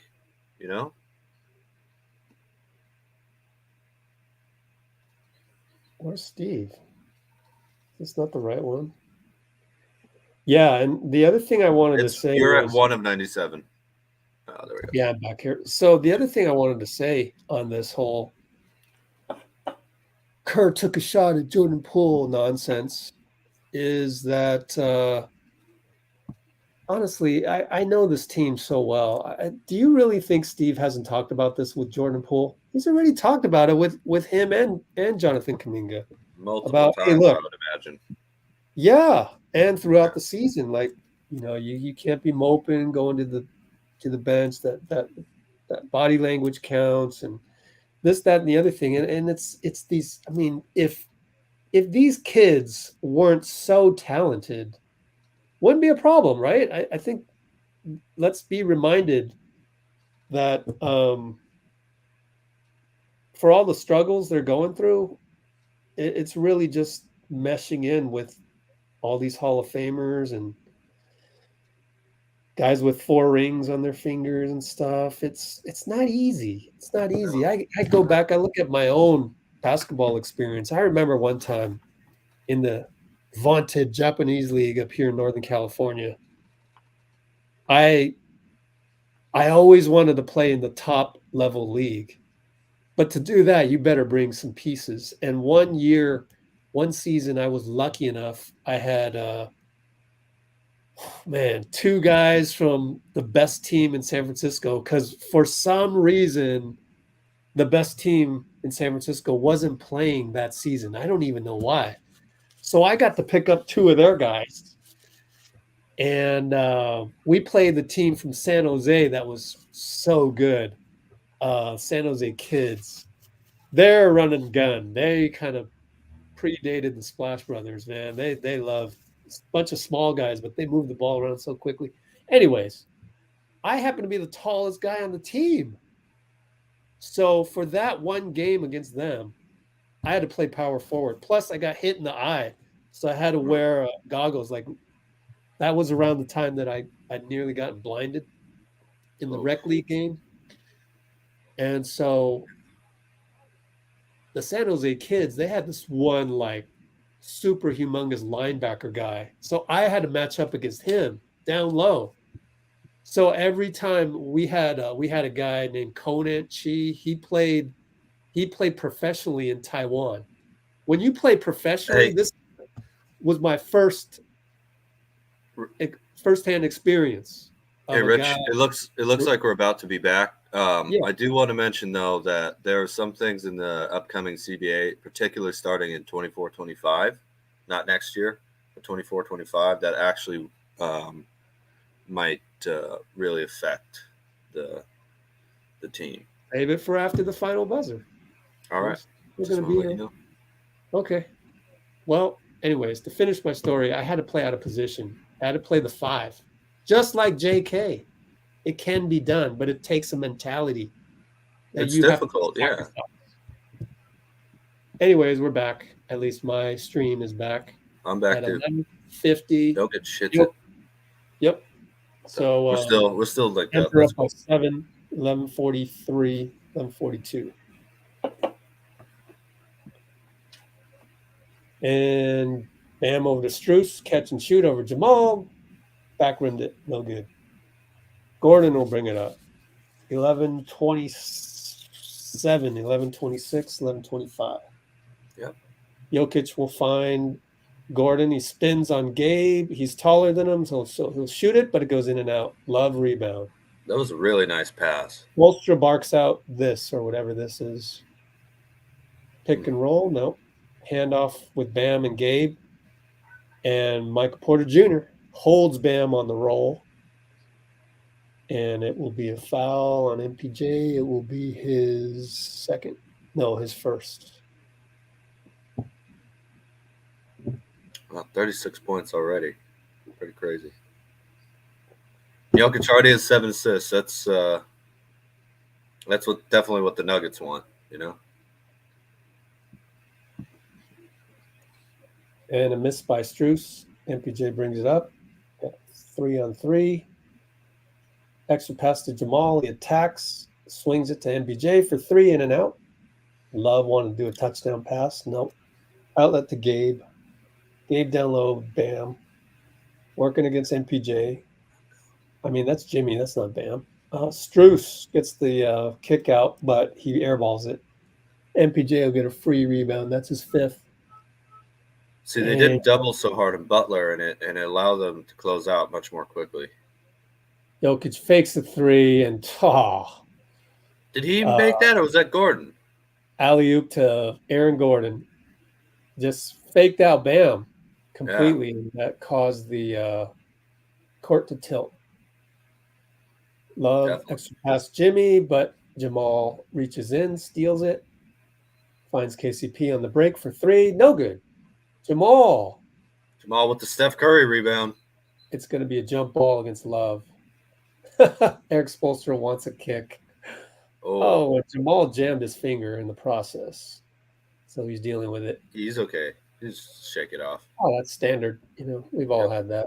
Play enough basketball, that's going to happen. Yeah, more than once. For sure. Still, I'm sure it still hurts a lot. Eric Spoelstra wanted a kick ball, and Jamal, no. Furthest thing from it. But I loved how they should meme that. They should meme Eric Spoelstra wanting a kickball on Jamal. That was funny. Funny to watch. Yeah.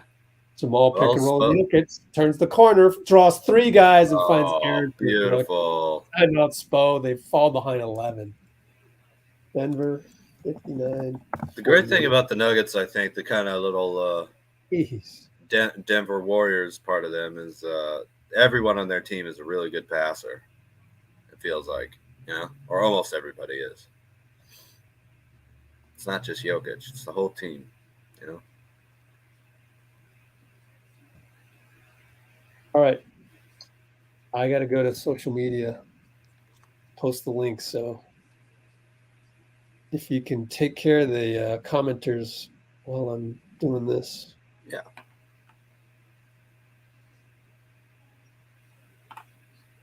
Don't want to see what again, RJ?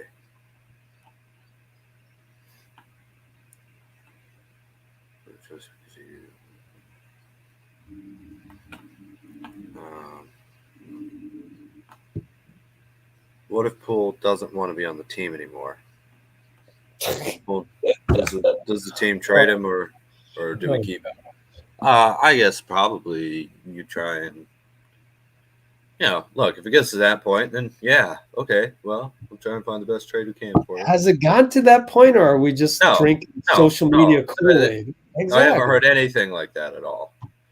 Although, again, this new CBA, there are things. What teams out there would you like to be on, Jordan Poole, that can accommodate you? I mean, here are some teams that, you know, I think he learned from the ring he got that we've got a pretty good situation here, don't we? Yeah, maybe. Ring. Huh. I guess that's pretty good. There's not enough positive people on social media like us to balance out all of the bullshit that you hear out there. Just you don't need to ingest that stuff. And you don't have to be as positive as we are either. Just be reasonable. Just doesn't make sense to me. At least. Suddenly Poole doesn't want to be aware. Oh, okay. That's based on what though? Right? There has been zero factual information coming out about that. We're not trying to make fun of the people saying that. Just like if there's no reason to if there's no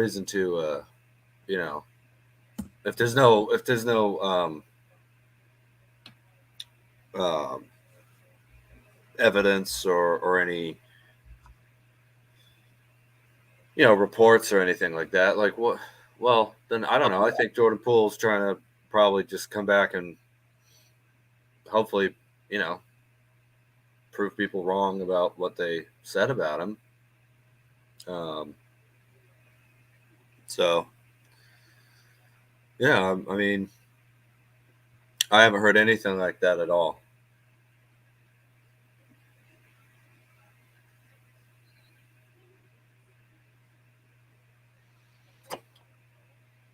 I did get punched, yeah. We have to win again just so we don't have to talk about that anymore. You know what I mean? Like, I think,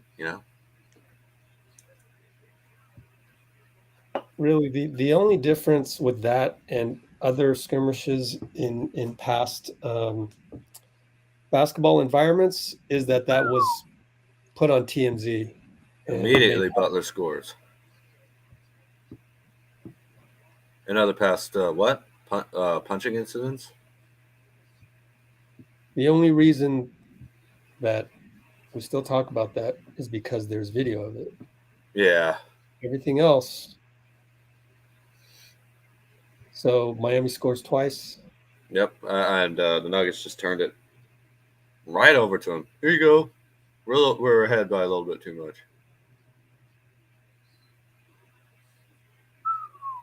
Pump fake right down the lane. Huck layup. Good.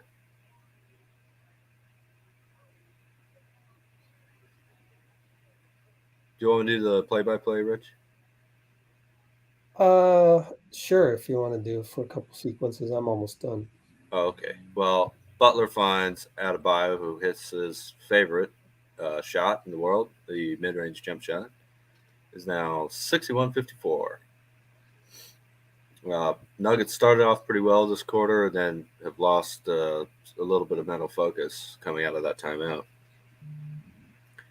Jokic, though, pump fakes again, picks up his dribble, spin, fade away. Wow, man. That was like a Dirk fade away with the Larry Bird release. Just nothing but the bottom of the net. Butler going around a Bam screen. Also takes a mid-range jumper. Looking for a foul. No call. Murray takes the ball up the court. He's way more of a scoring point guard, it feels like, than a... Oh, he missed the shot. Got the ball back and put it up and in for a layup. 65-54. Spo's not happy about that. Scratching his ears. Which means he's real mad. And doing the little yikes thing. Yeah. Oh no. Man. That is not what I wanted to see. Camera on him. Hey. Butler and Jokic passes out. K-Love. Wow. Kevin Love hits 3. I'll take over next time out. Okay. Murray. Oh, I just want to do next dead ball. Sure. Murray, screen by Jokic. He's got Vincent on him. Screen again by Jokic. Now he's Adebayo. Not a ton of movement, but they get it to Jokic in the middle. Oh, puts it up and again. This dude's ridiculous. 10-point lead. Nuggets 67, Heat 57. Vincent almost gets it stolen. Throws it out to Bam. There's still 12 seconds on the clock. Vincent comes back around the curl, puts it up. Nope. Jokic rebound. Murray jogging up the court. Fade away, mid-range, no good. Oh, MPJ with the rebound. Tied up. Jump ball, I think.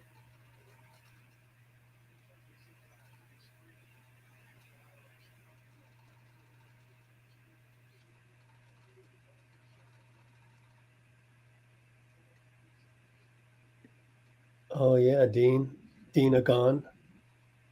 Good stuff. Oh, Steph also pointed at Jordan Poole's locker saying he's the key, by the way, right at the end of the season on getting back into title. Turns out he was. Wow. Imagine that. If he played better, made some shots, would have won. Also, he had a real bad ankle sprain too, which limited his quickness, Yeah. Love again for 3. Nope. Miami's down 10. 545, 544, 543. And Jamal against Jimmy, left side, back up top, Jokic. Entry pass to Gordon while Gordon was struggling, gets the foul call.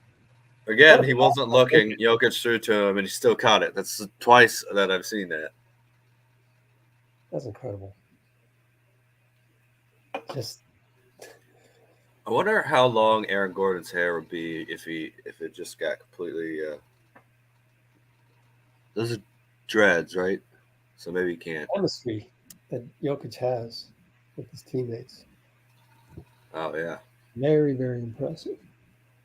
To just be able to throw the ball in there with your guy not yet completely set, trusting that he will get set, especially it's against smaller Gabe.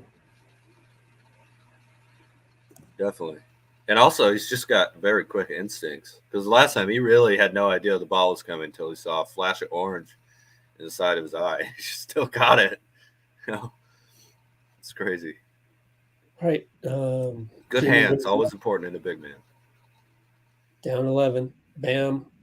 Over to Strus. Pick and roll. And Bam didn't roll. The pass went to the butt. Murray kind of got physical with him, and Strus has to put up a shot. No good. Gordon rebound brings it down. How many rebounds, Gordon? That's got to be like near 10. Yeah, got to be 9. Yep. Yep. Jokic has 14 rebounds Oh, and 8 assists. Gosh. He just had 10. And swing, Jamal, late shot clock. Oh, you have to get the ball back to Jokic if he's got Vincent on him. But Jamal, MPJ rebound over Strus, miss. Oh, Jokic tap. Oh, I thought that was Gordon. I think Gordon might have tapped that one in, but maybe you're right. I thought it was Jokic, but anyways, 13-point lead. Jimmy has to shoot a superstar 3 to the Nuggets will live with that. Stop they have to. Bleeding. So 10-point lead. Nuggets bring it up. Jamal over to Jokic, wide open. Strus. And he hits the 3 over Strus because I will only shoot 3s if Jimmy does. MPJ curled around and they kind of shifted over to MPJ, leaving Jokic for 3 wide open, and he splashed it. He's like a 37%, 38% 3-point shooter too, man. Oh, Jokic clean block on Bam. Wow. No complaint. I think he was saying he blocked. I think he was saying that he blocked it off Bam too. Yeah. Seemed to be animated about that. But hey, are they really showing a replay? They showed a replay of the most immediate play. Maybe YouTube TV's got some. He blocked his hand away. That's why. Yeah, that might have been a foul. Hand's part of the ball, so. Yeah, I think isn't it only part of the ball if it's the hand holding the ball though? Yeah, good question. I'd have to see that replay one more time. But anyway, they miss, and it's Jokic. Bruce Brown tried to set a pick, and Bam said, "Nah, get out of here, you little mosquito." Jokic now ends up on Lowry and Gabe, and Lowry fouls him. Lowry said he got all ball, complaining to Tony Brothers. I'm surprised Lowry didn't try and take a charge there. You think he would? Right there, he would have taken it. Yeah. Let's see. Clean. Yeah. Oh, he grabbed his arm. Ended up hacking on the shoulder. No. So if he hadn't ended up with his arm on his shoulder, his wrist on his shoulder, then would have been fine. Man, But Nuggets need to hit their free throws, man. Their This whole 9 for team's been a little 15. off from the line. Missing So like we'll come right, back to like Dean. front rim.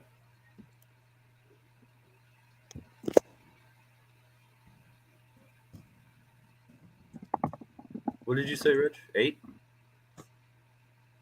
We'll look at Tim Kawakami's article after the game. Dean is on. Yeah. Lowry over to Jimmy. Jimmy, good. Does he ever miss those shots from that area? I can't. Rarely. I think I've seen him miss Very 2 of Jordan-esque. those this whole playoffs. 12-point lead. Michael Jordan was Brown. getting triple team down there, but yeah. Okay. Over to Jokic, handoff, Bruce. And he finds, nope. He finds nobody. Caleb Martin. Over to Bam. Brings it up. Handoff, Lowry. Pick and roll. He shoots a 3. Over Aaron. It hits the rim twice. No good. KCP, outlet. Brings it up. Back out. Back down. Aaron against Kyle.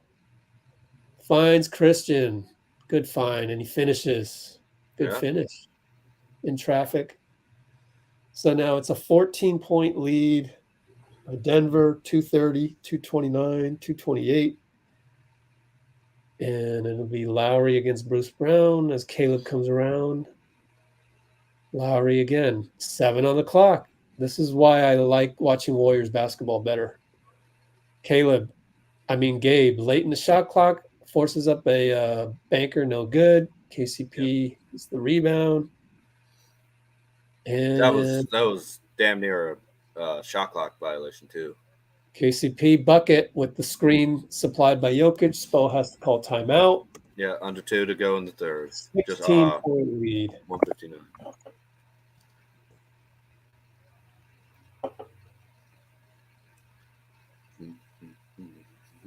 Let's see. Duncan Robinson. Let's see. Nicole loves somebody's hair. Whose hair?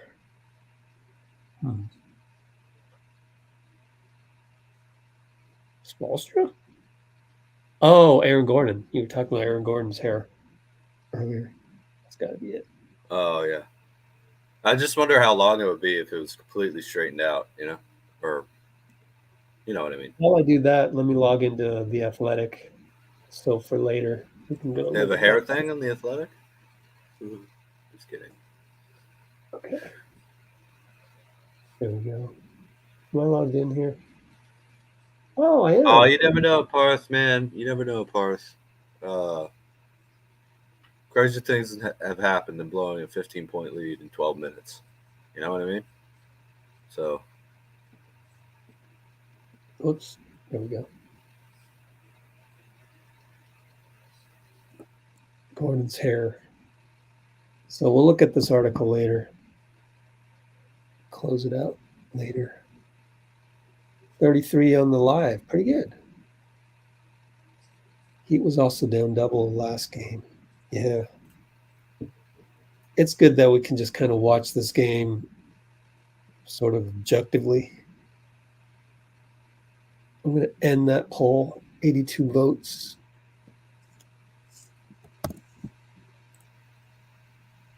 I'm going to screenshot this. 67% said yes.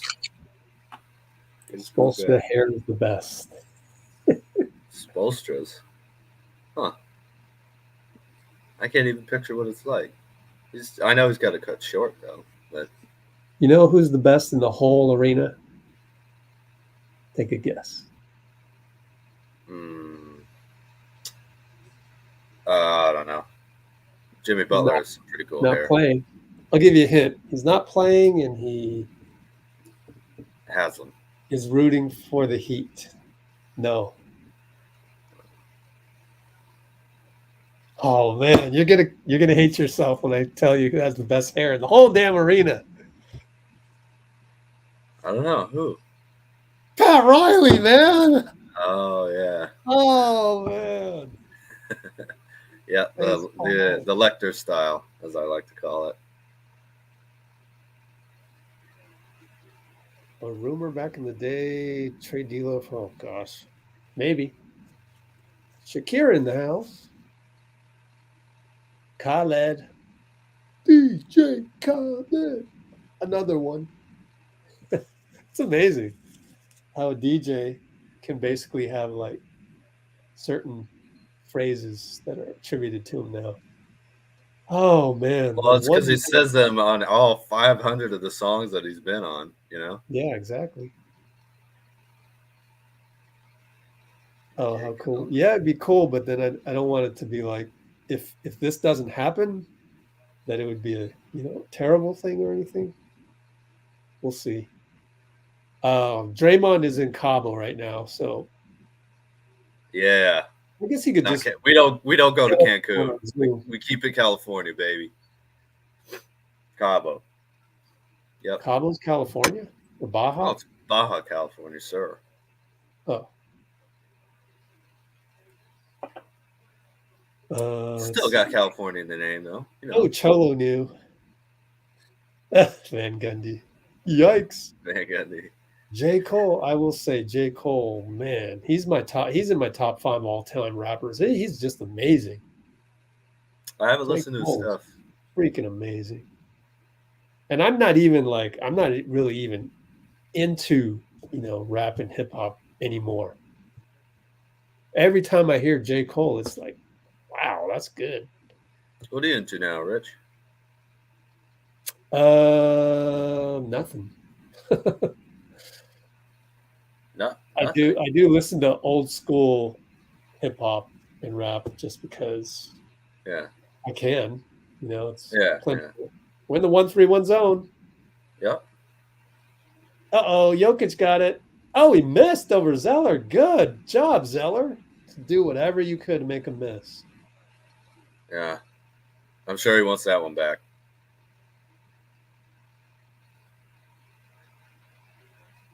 Okay. We got Caleb attacking. Oh, no. Oh, Zeller. Zeller lost it. Well, hey, right man, now, strikes and gutters. Rooting for the Heat right now because they're down 15 and I want a close game. So, 1:15 to go. 1:14, 1:13. In the zone. Look at how Jimmy passes off Jokic like that.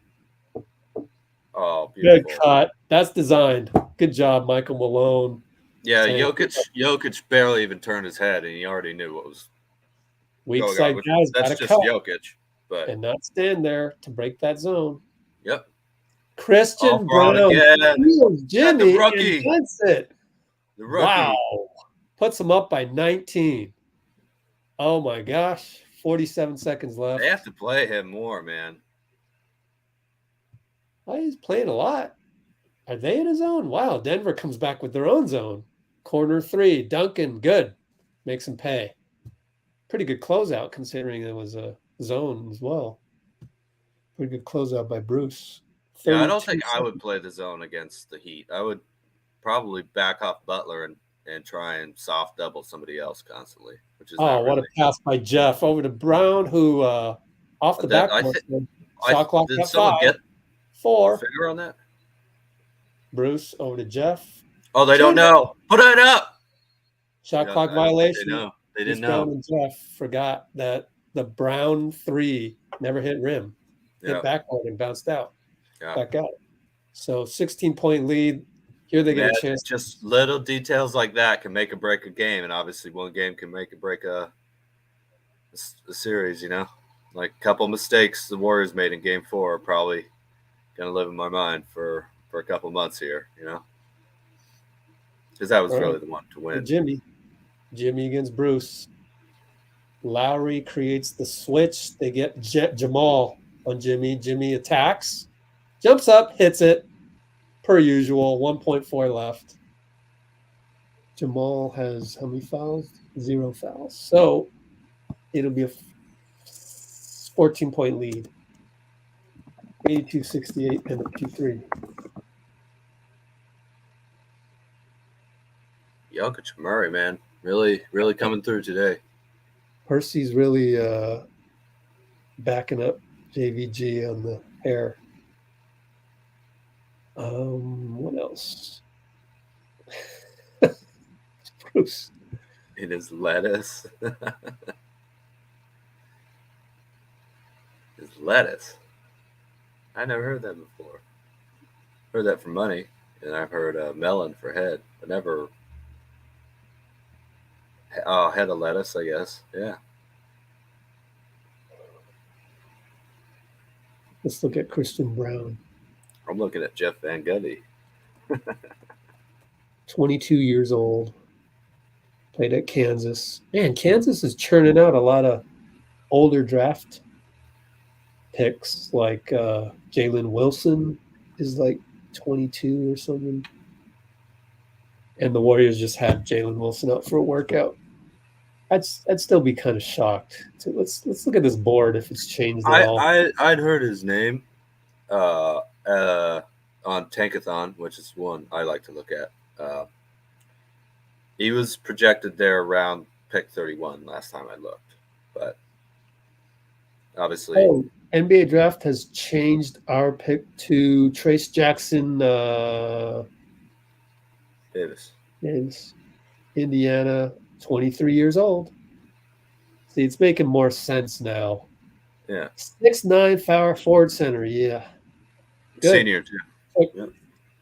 Wingspan, pretty much what you always have to do. It kind of looks like 233 years old, which would be very impressive. 7'1" wingspan. Yeah, that's what we want. Need some length, need some experience. So the closer you get to the draft, the more accurate this becomes. So we'll see. Let's see what. Let me send that to my draft guy. See what he thinks.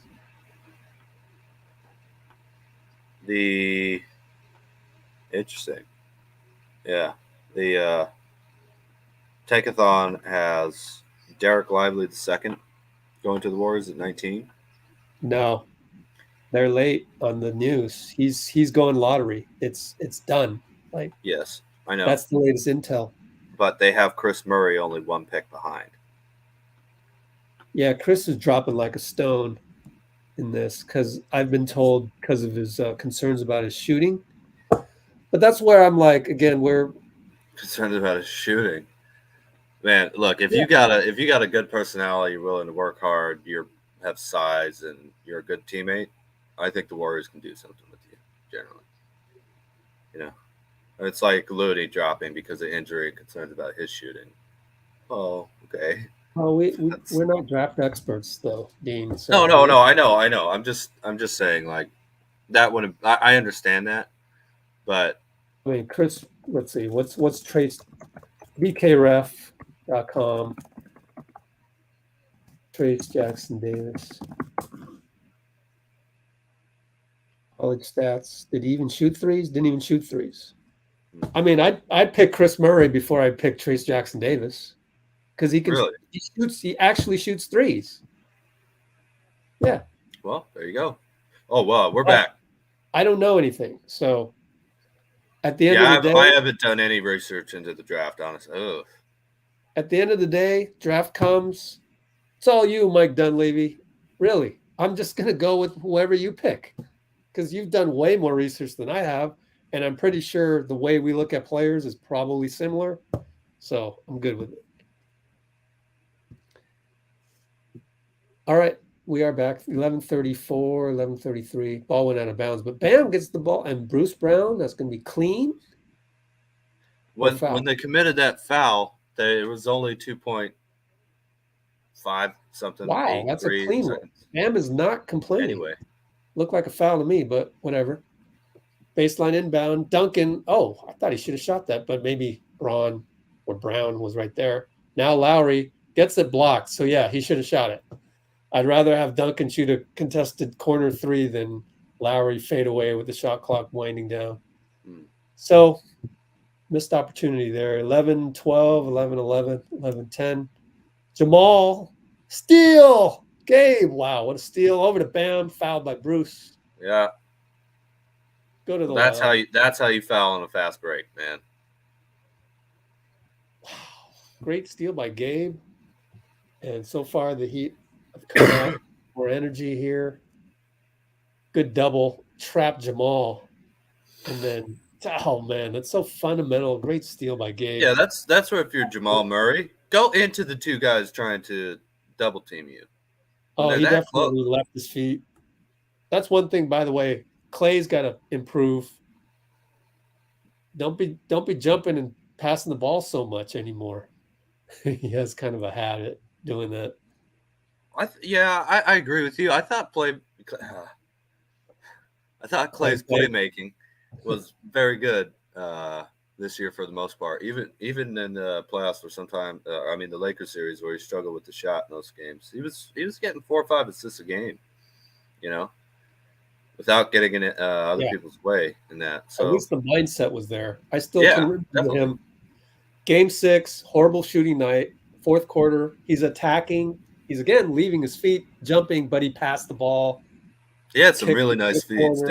definitely. So that fourth quarter was good by Yeah, Klay. I just wish it flip flopped. That was his mentality coming out sure. at tip Play off. make for a couple quarters and then start looking Yeah, for your shot afterward. but he knows. Oh, Christian Oh, Brown, definitely. Brown again gets the German base step. Brown. There you go. That again attacks baseline. That Although left side for Christian has been we could call him Braun and Bruce Brown, you know? Jamal against Caleb. Attacks, turns the corner on Caleb. Too easy. Oh, 15-footer good. I love those little shots, man. Gabe brings it up, attacks, draws 2, kick. Lowry finds Bam. Falls down and Bam wanted a foul, nothing. Jamal brings it up. Out of bounds. Denver ball. Yeah, I was tapped away. Bruce is like, whoa, I was wide open. Nah, bro. Here.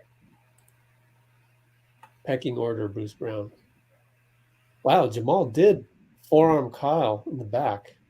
And Bruce Brown will get another block. Did he get some? How many blocks does Bruce Brown have? 3 blocks. Wow. Over to Jokic. Good. Bruce Brown. Christian with his first assist. But I can't wait to see Gary Payton on the Warriors versus Bruce Brown on the Nuggets. Oh, I can't wait to see Gary Payton for like 1 month straight of basketball. How's that? Yeah, really. Yeah, definitely. Bam missed it. Jokic rebound. And I think that was another factor of our team this past season, right? Only got GP for a couple games. Yeah, tried to get him in February, of course, and he was found out he was hurt. Duncan held Jeff. It was just another wrench in the machinery, man. You know. Yeah. I looked this up right now just to see, and it's Miami is 10 of 13 from the free throw line, and Denver is 9 of 14, I believe. So pretty close in terms of number of free throws attempted by both these teams, which obviously was a little bit of a storyline in game 1. And Jokic, 1 assist away from a triple-double. That's what you want to see. 9 assists. The Nuggets know that if Jokic gets around there, they're going to win like most of these games probably. Late foul call. Jokic will go to the line up 16, 9:19 to go. You can never tell what's happening in a game based on Butler's face. You might tell how he feels about a play, but you can't tell if they're up 20 or down 20 or tied or fourth quarter. I mean, you just had no idea, you know. He did kind of swipe down like that.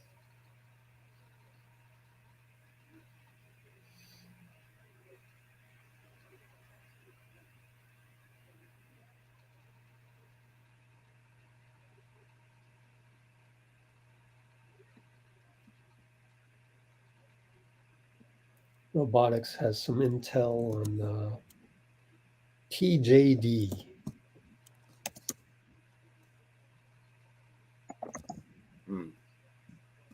Interesting.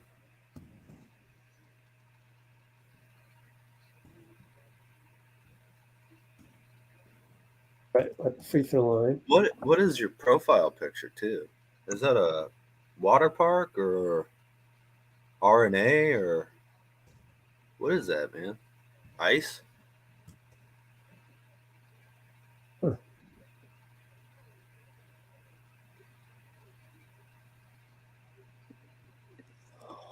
Okay, Jokic makes that one up by 18. Denver is. Bam brings it up.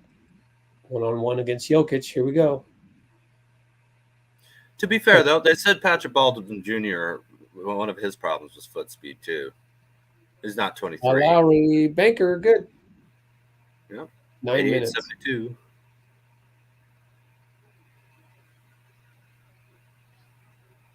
Steers can't start, but you're not the coach.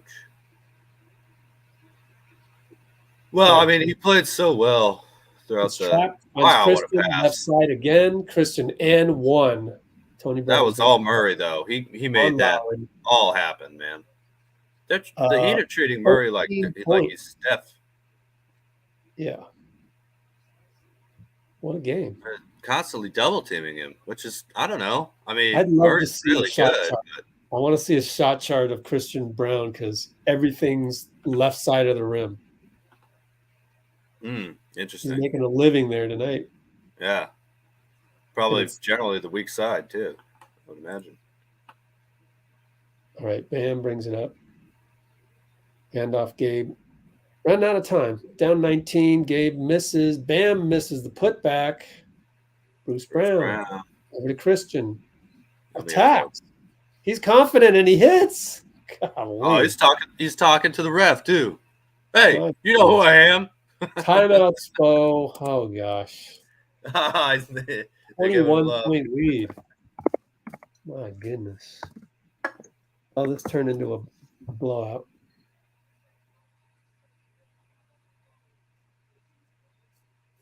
Man. Who's smaller, Warriors or Heat? Smaller?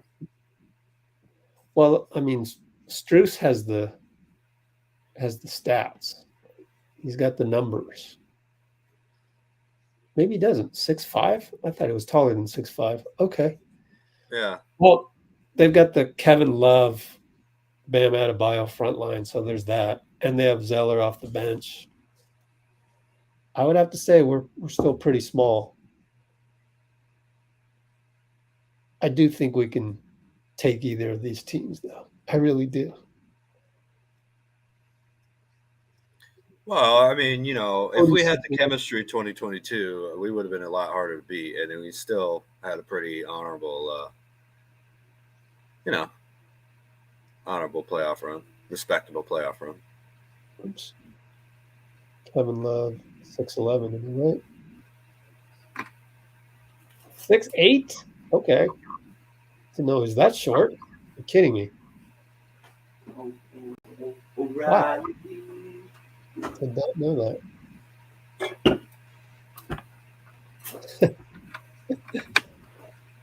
Dean with the beer. Yep. Let's see. Warriors are bigger. We're definitely faster. Bob Myers faster than Zeller. Yeah.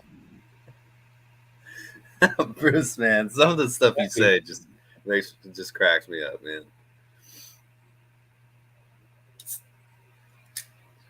I guess they are small. Yeah.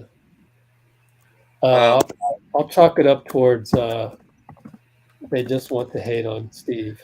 Well, I think also that people don't really care about the size of the role players. They look at the size of your main players. And Butler and Adebayo. Butler's obviously a lot bigger than Steph. Bam's official. Oh, he's probably 6'9", I think. Yeah. Man, so obviously Bam's bigger than Draymond. We could think maybe not in terms of strength or wingspan or run it back tomorrow. We could take the Heat. Well, if we play like the Heat, we can take anybody.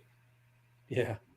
If we play with the intensity of the Heat and get back to playing Warriors basketball, which is like playing like the Nuggets, where you cut and stuff.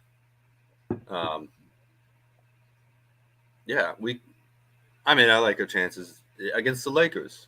which is a team that we should look at a little Yeah. bit more too, because they're the one who eliminated us, and we're probably the worst matchup for us in the whole playoffs, really, with not just with LeBron and AD offensively, but defensively. But part of that was just not quite being totally locked in for felt like a fairly close to championship level series, with all that history and with how smart LeBron and how experienced he is and how good the Lakers played against the Nuggets, even though they did get swept. All right. Kyle Lowry shoots a 3, hits it on the curl handoff with Bam. So 18-point lead. Yeah. Oh, boy.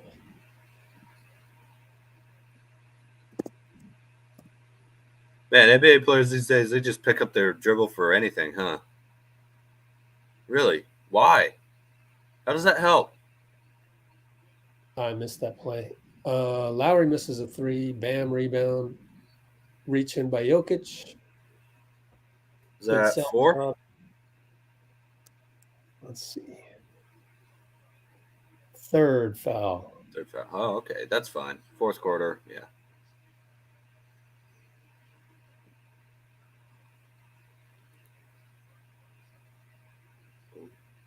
All right.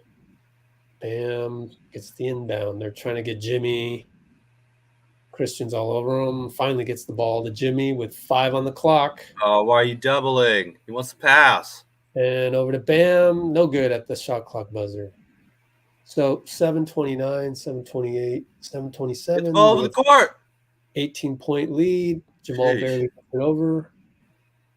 12 on the shot clock against Caleb. Pick and roll Jokic. Bam traps out. And then Bruce cuts. Following my banker way off. Bam brings it up. Corner to Jimmy against Jamal. He'll attack this. Posts him up. Spins around. Over to Bam. Now it's late shot clock. 7-6. Jimmy against Jamal. Now against Jokic. Late. So Gabe has to shoot from the logo. Way off. Bam rebound against Jamal. Over to Jimmy. He'll attack Christian. Euro. No good. Bam rebound. Puts it back. Long sequence. I was going to say the Nuggets probably should take a timeout anyway, even if they got that rebound. But the Heat stands are already thinning out a little bit here. Unbelievable. I mean, I don't like leaving early for any game, to be honest with you. Yep. Especially not a finals game. We'll get it tomorrow or not tomorrow, next game, or maybe game 6, or I don't know. Maybe if we make it next year or some other year, then Congratulations, Inter Miami. Oh, they got Messi, didn't they? They got Messi. Wow. And I saw a tweet where the prices of their tickets went from $80 to like $400 on average. Yeah. Oh, the same thing happened with the Galaxy when they got David Beckham. Right. It was huge, huge signing in there. Oh, and Real Salt Lake beat them for a title, by the way. Way back, 2011. Yeah, in penalty kicks, too. So that's all the soccer I ever needed to watch. Saw Salt Lake beat David Beckham, man. And I think Landon Donovan was on that team, too. Wow. Crazy. 2010. Yet again. No surprise for him. Stats.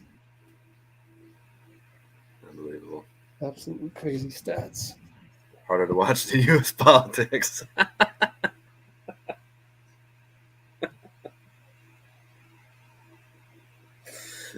Man, Bruce, you're a killer, man.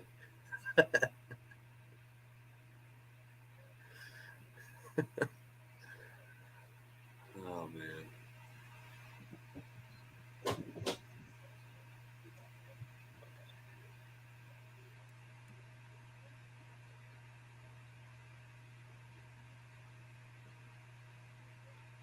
By the way, Neymar's at the game. Speaking Oh of yeah, I Neymar, saw that. if you don't follow Jimmy Butler on Instagram, you should, because he has a lot of good behind the scenes stuff. It's fun. Like he has a whole person dedicated to his Instagram stories. Oh, that's cool. It's pretty fun that he just shows wherever he's at. Yep, you can see him brewing coffee and listening to country music. He's scaling up the big face Yeah. coffee, going for that $100 cup of coffee. Yep. We shall see. But like he's got a whole logo and everything, and like the whole packaging looks like they had a picture in his Instagram where like the whole. I think he has a shop somewhere, but it's like, wow, that's really a serious thing now. Born out of the bubble. Might as well. You're known for it. Yeah. And there was an article on it. I forgot where, maybe Anscape. Could be wrong, but there was an article where he knew that everyone in the bubble, they needed coffee and they only really had 20s. So he made a cup of coffee $20. Yeah. Everyone in the bubble. Pretty rude to do that in the world, but if it's NBA players, I mean, they can afford it. So, I mean, people really connected with that, Like Jimmy, especially I think Jimmy's just having a good time in the bubble where everyone else was complaining and, the world sucked. And it did back then. I mean, everyone's just. Well, I wouldn't say everyone else. Everyone. Yeah, but just, I mean. For us, you mean? No. Just the situation of the pandemic, and it was a pretty dark. Larry got a steal. Caleb finishes. Anyway, Butler was just having a good time. 14-point lead. Yeah, you can just say that part. I don't know that everyone else was miserable or anything. I don't know. There's a book about it. 2020 was fun. It was great. Ben Golliver has a book on the bubble, so that you can really check it out if you want. I haven't read it. Anyway, hey, look at Gabe Vincent playing good defense on Gordon down low, but Jamal hits a superstar 3. Splash. No, it's a long 2. Long 2, up 16. Lowry against Gordon. Over to Gabe in the corner against Jamal. They're going to post up. Jimmy against Bruce. Posts him up. ISO. Jokic shows. Swing pass. Gabe shoots over Jokic. Good. Down 2. Can they score enough? By 2. With 5:16, 5:15. 14-point lead for Denver. KCP. Down the lane. Oh, has he? Jokic. And KCP will. Are you ahead of me? Oh, am I? He just got fouled like 5 seconds. Oh, yeah. Well, he's about to shoot free throw number 1 for me right now. Refresh. Strange.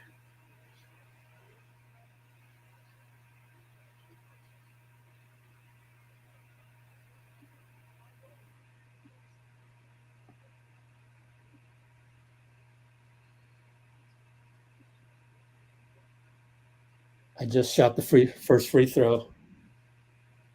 Wow. So suddenly I'm way behind again. Okay. Let me try to go live. There we go. Second one in. Inbound now. I don't have a scoreboard. Yeah. 4:53. Down the lane for a layup. 4:51. Yeah, you're way ahead of me. Yeah, I'm ahead by like 20 seconds. That's okay. I'll just wait for you to call it out, Rich, and I can comment. Right. I think I can remember. So Lowry kind of uncontested bucket. Good. Yeah. 4:35, 4:34, 4:33. Yep. I can't go any faster than that. Jamal against Caleb. Pick and roll Jokic. Jamal against Bam. Jokic against Caleb. Now with the ball up top. Backs him in. Bullies him. Jump hook. No good. Bam gets the rebound. Down 14. Over to Lowry. Left side. looking for someone to pop, but they're standing there. Gets out to Jimmy for 3, misses it. Would have been interesting if he'd hit that. But stays a 14-point game with 353, 350, 349. And Jokic over to Jamal. Jokic says, go down, KCP, give us some room. Jokic spins on Bam, scores, and this is basically Jokic closing out the game. He shot that like a rag doll, man. And it was flat, and it hit the rim, backboard rim, good, you know? It's just unbelievable touch.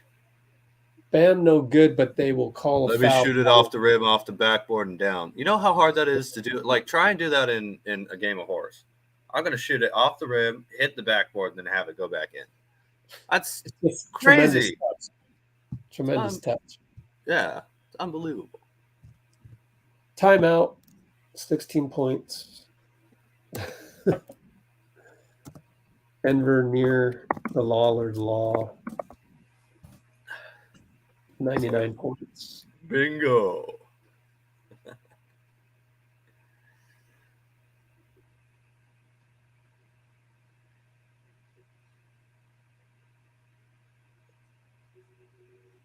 Well, I wanted to have a close game. So in this moment, I'm rooting for Miami. But next game, I'll be rooting for Miami. I just want a 7-game series, a good one. And then like to see Denver get its first Larry O'Brien. First 30-20-10 in NBA Finals history. I'm not sure what blocks aren't part of that though, right? Oh, so they can't tell how many blocks those guys have. Although the 76ers have a long, you can find out a lot of Wilt Chamberlain's blocks when he's playing with them because they started reporting that. I think in the early 60s, the 76ers did. Well before the NBA instituted, and the Celtics refused to. Auerbach thought it would make guys look too much at statistics for their defensive abilities, which is interesting.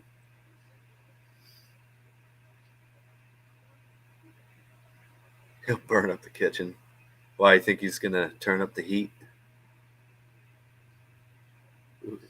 Wow. Jokic, Chamberlain, and Abdul-Jabbar. 30-20-10s. Except Bruce Morrow just said Jokic is the best player in the NBA. Sorry, Steph. Ooh. Wow, Bruce. Okay. All right.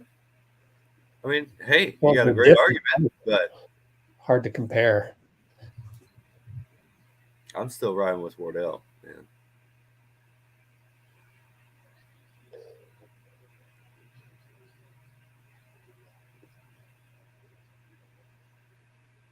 Well, Nuggets are struggling to. Oh, I'm ahead of you. Never mind. I was just like struggling to corral the made free throw rebound, so it's nothing important. So 15-point lead. Aaron Gordon, left side against Jimmy. Oh my.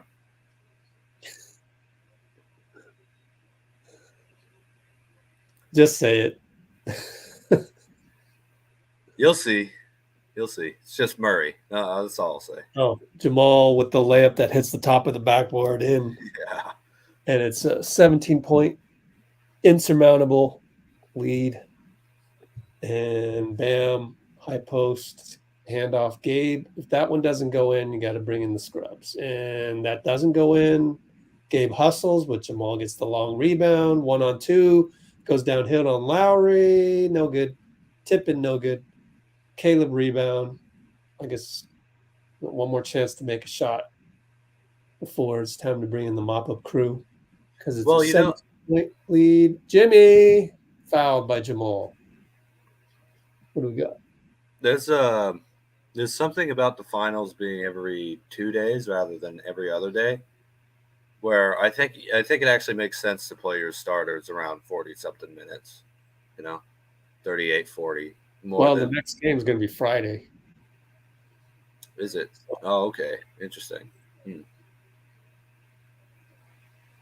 Is that the only one-day rest game in the series? I bet. Probably. Let's see. It's gonna go. So Wednesday, Friday, Monday. Yep. And then Thursday. And Sunday then too would be Sunday. game 7. Yeah. No, So always ended on a Sunday. yeah. If it So, goes but again. those are all 2 days rest for all the rest of them, huh? Yeah. Except for nice, only 1 day between. Yeah. That's You mean good. 2 days? Oh, the next game? Yeah. Yeah. Yeah. Yeah. Bam attacks Jokic after the rebound, gets a foul. That'll be his 5th. Yep. Jokic has 5. But it kind of doesn't matter because we only got 2 minutes left. 15-point lead. Yeah. I think he Very probably slow pace. sit everybody on the Nuggets, or at least Murray and Jokic.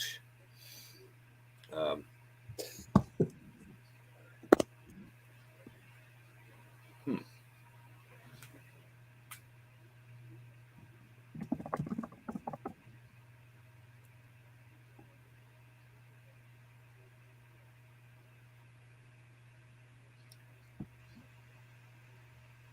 Make everyone watch film. Everyone already watches all the film. Or at least we'll get the edited version of what they need to work on. I don't know. This is a pretty close game too, Blasian. Don't be upset, Blasian. Yeah. I mean, I know. Again, I'm rooting for the Nuggets here, Love you.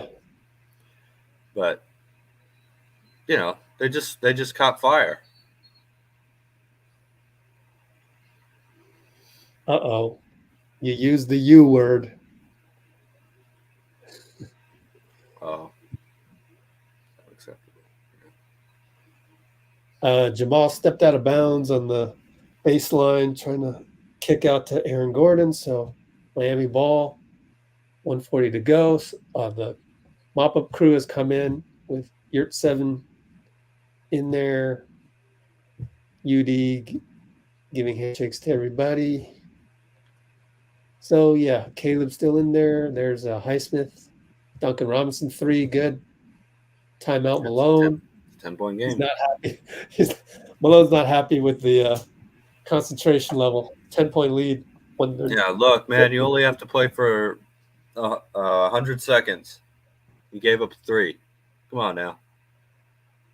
And it's the one guy that everyone knows in the whole arena that's going to shoot the 3.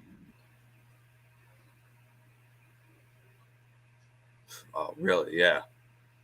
Hey, Duncan. should we leave someone open from the 3-point line to help? How about Duncan Robinson?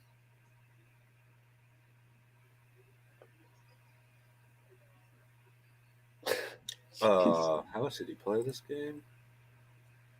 Oh, it's right there. 12 minutes. I guess. Yeah. Wow. Lowry 29.3. Duncan Robinson 12 off the bench. Kevin Love started again. I haven't seen him in a minute though. Yeah, weird flowing game, right? Yeah. What would you say was the key to the Nuggets being up by 10 with 132 to go? Well, I think they got Jokic back into what he was comfortable with, really, which is playmaking and then being able to hit shots when it's the right time to do that. And they played better defense. Bam came back in, fouled Murray. So Murray going to the line. 2 fouls on Bam. So what did Miami do wrong on the flip side? Well, nothing. They helped the Nuggets win. I'm kidding. Well, the Nuggets just started getting hot. This is a close game. In the first half, Don't remember what the deficit was, but Nuggets just had a huge third quarter, I think. What did he do wrong? Yeah, it was Denver had a 5-point lead and then had a 9-point win in the third. I don't know. Miami didn't hit their shots the way they had been in previous games. I think 39%.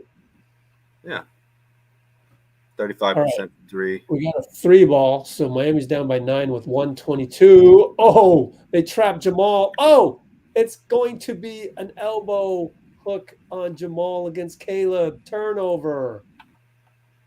Wow. So a little bit of gosh, what do you call it? Like just stress for Nuggets fans right here. Up 9. Miami ball. Wow, if they get a 3 here, they can cut it to 2 possessions. Oh, I don't know if Bam Spo's shoots really. 2. No good. KCP. I don't think Spoelstra's really. I don't know. If he thought they had a chance, I think he put Butler back in there instead of Highsmith. You know what I mean? I think it's one of those situations where these 5 guys are playing well. They earned it. Keep going. Yeah, could be. He did put Adebayo back in though. But Yep. I mean, I guess you have to just. That was for the full court defense. Oh well, Jokic is still out there, isn't he? Anyways, KCP goes to the line, hits it up 10, 1:14 to go. It's not. It seems like we're back.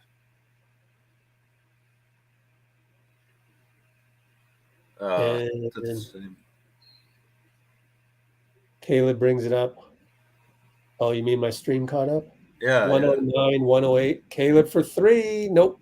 Good defense by Aaron Gordon. Lowry falls on the floor and he's slow getting up. Oh, you don't want to see that. Jamal gets fouled.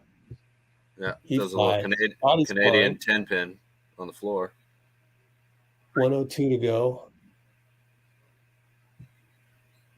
11-point differential. Oh, wait a minute. Oh, Lowry slipped on a wet spot and almost did the splits. So that's what happened to him. Hopefully he's okay. Man, people don't get, I think, if you haven't done it when you're going at 100% speed, how uncomfortable and painful that feels.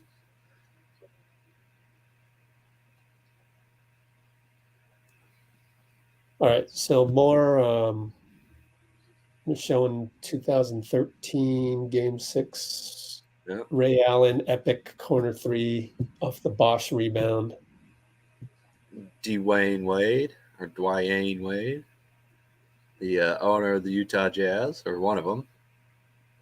Oh yeah, nice flash bling there, Wade. Got the flash necklace. Oh, yeah, that's what it is, huh? The flash, right.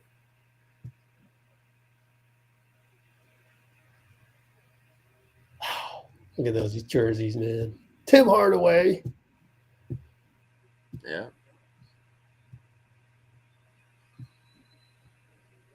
All right, 11-point differential, 102 to go.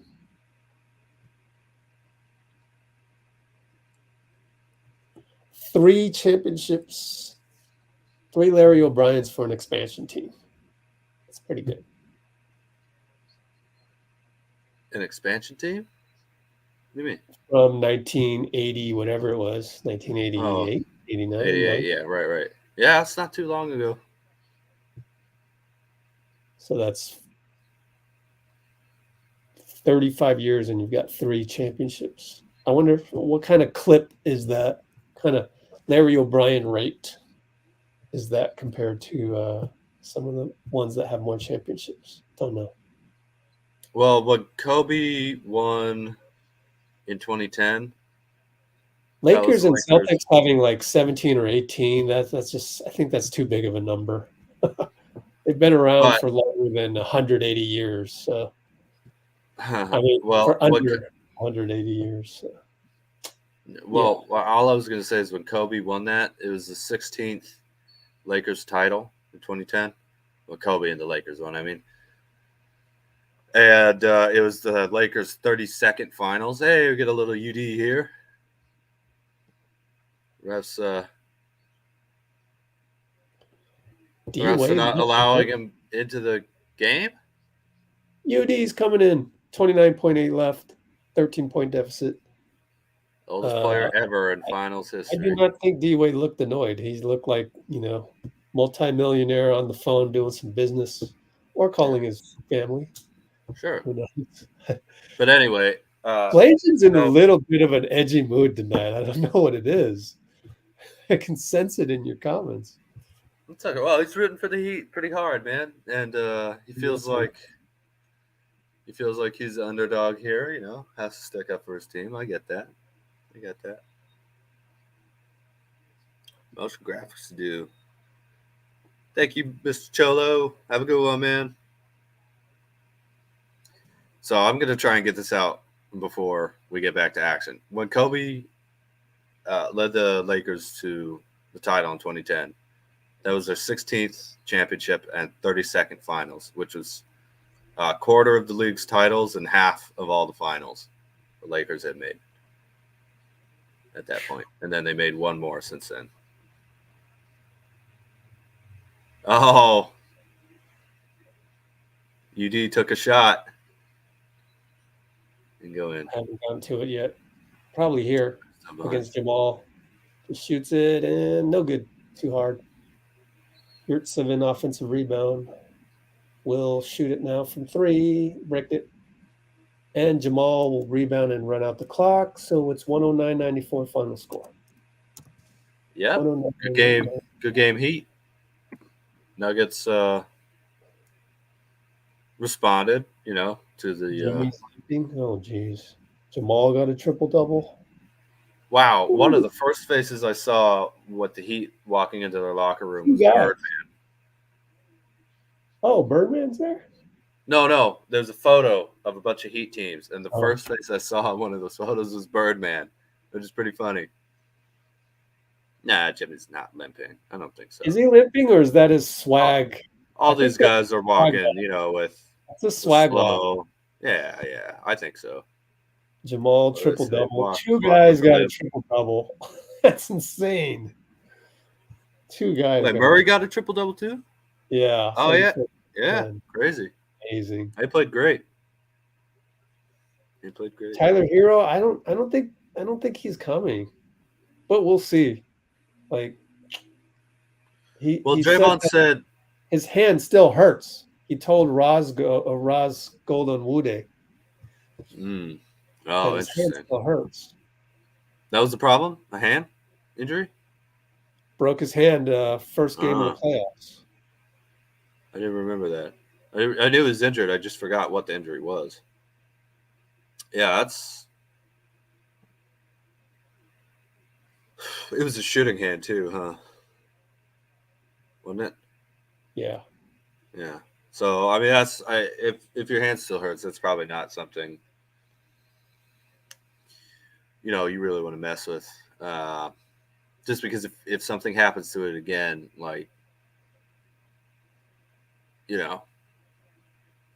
your team has already gotten as far as it's gotten. Bruce has no swag, man. Bruce, it's brutal, dude. It's brutal. I hope you don't talk about the Warriors like this when you're rooting for them. Bruce too. Bruce and Blasian have been. It's okay. Their team's lost. Yeah. I get it. I mean, Duncan over. I always have to restrain myself after the Warriors lose, especially a big game.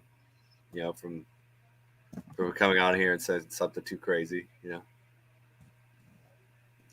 But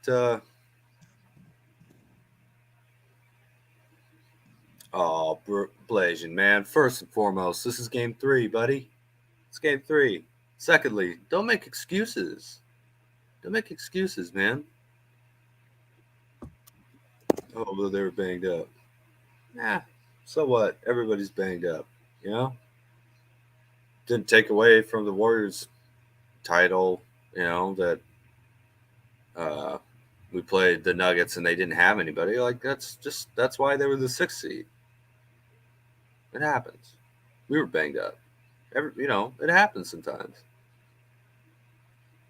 Now, maybe it should be mentioned. You know, I don't like that it's never mentioned, like hardly ever, that Steph was a little limited physically in 2016. You know, you can tell he just didn't have the same side to side. But that doesn't, just like Kyrie and Kevin Love, isn't it like, oh, you couldn't have beaten us, there's no excuse. Like, that's crazy. It's the same thing for 2016 for us. War of attrition. You play with the hand you're dealt, you know? Yeah. Anyway, I'm going to take a quick break if that's okay with you, Rich. Okay.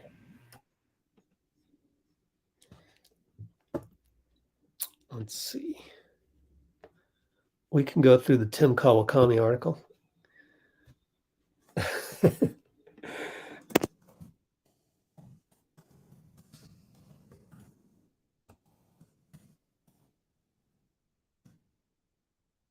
He called it.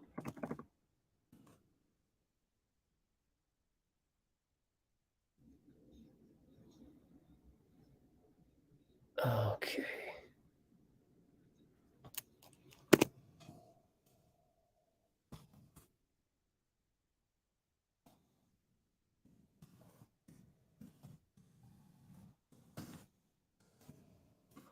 Yeah, I wonder how Spo will adjust to this. Red Eyes in the comments mentioning Duncan Robinson, perhaps. And yeah, let's look at this Tim Kawakami article. So we are at the I will tell you things that I agree with and things that I don't agree with. In general, I do agree with it. So at the 2:32:30 mark, analyzing Tim Kawakami's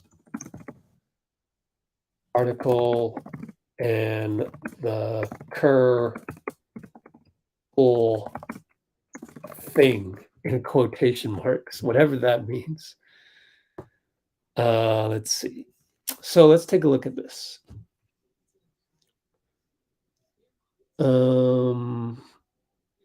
He says, yes, there was probably a bit of that in Kerr's words, that he was kind of he was praising Miami's sacrifice and not complaining about minutes at the same time as, and this is Tim Kawakami saying this, as the same time as kind of calling out young guys who complain about minutes, who could be Poole, could be Kuminga. But I think they've talked about it already. So was Kerr sending a non-subliminal signal to Poole Kuminga? Maybe it wasn't so subliminal. Certainly wasn't the first one he sent, and he has been on the podium post-game saying things like that. So, and Dean would be up here saying, I mean, at the end of the day, it's a team. It's a comment about the team. So here are some questions that he got from Twitter. Some of these are dumb. Makes it seem like Poole and Kuminga are on the trade block. That's dumb. So we're skipping that. Like, oh my God. So dumb. Not a peep on why Draymond did it. Because nobody knows why it happened. Like, it should be a handful of people, which he mentions in here. He says the only people who have firsthand knowledge are Draymond, Poole, and anybody who was present. Yeah. So you got your video, but you want more. Stephen B. Like, another dumb question from Twitter. And by dumb, I just mean not high IQ. Like, you guys are the 1% of 1%. So these questions you would never ask. Like, it doesn't even make sense. Here, we've talked about this. Is that perhaps the fatal? I talked about that when I was happening in the Lakers series. I was like, well, maybe that's, Steve can't get it all right. Maybe that's the one thing that he's not going to throw JK in there just out of desperation. We talked about that at the whatever mark it was on this live stream. The timestamp on that is in the description.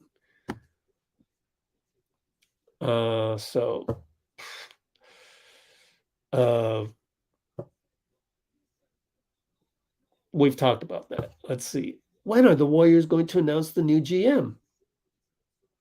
It seems to me Dunleavy will not be the GM. The fear out there. Golly. These are supremely naive questions. Like, let's jump to another conclusion. Like, the fact that Tim Kawakami wants to put questions he got on Twitter out here or wherever, it just that degrades your own article. But I guess it's good that you're talking about. I mean, this is some kindergarten level stuff for us. Like, we wouldn't even been asking these questions, but whatever. Could Bob Myers' departure influence Steve Kerr's thinking? I mean, not if you've seen every single time Steve's gone on the podium to say, I love to coach. I'm blessed to be the Warriors coach. I'm blessed to coach Steph Curry. I want to leave because of those things. No, like those things would tell you to do the simple addition to come to the conclusion that Steve wants to coach the Warriors for as long as he can. Oh my God. This article really, if you're going to base your articles on some of these questions, oh my gosh. But I get it. I get that you have to get some of these basics out of the way, but like, we're reading a grade level textbook here and we're in college, you guys on Let's Go Warriors channel. The Bob Myers drama was surprising. The Bob Myers drama? What Bob Myers drama? Oh my God, next. You see how crappy this article is? I mean, it's not Tim's fault. It's one of those things. It's just like tuning into a radio show, the same, and Tim Kawakami talks about it himself. He'll talk about, I get that. Let me show you. I love Tim though, because he's one of the few out there that thinks like we do. Oh my gosh. Let's look at Tim Kawakami radio. Here's the tweet.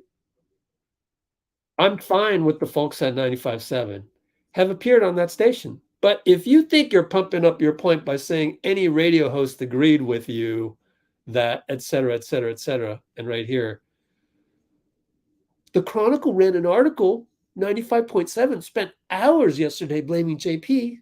Therefore, it must be true. Okay. That's exactly what Tim is saying. It's hilarious. So I love Tim. It's just that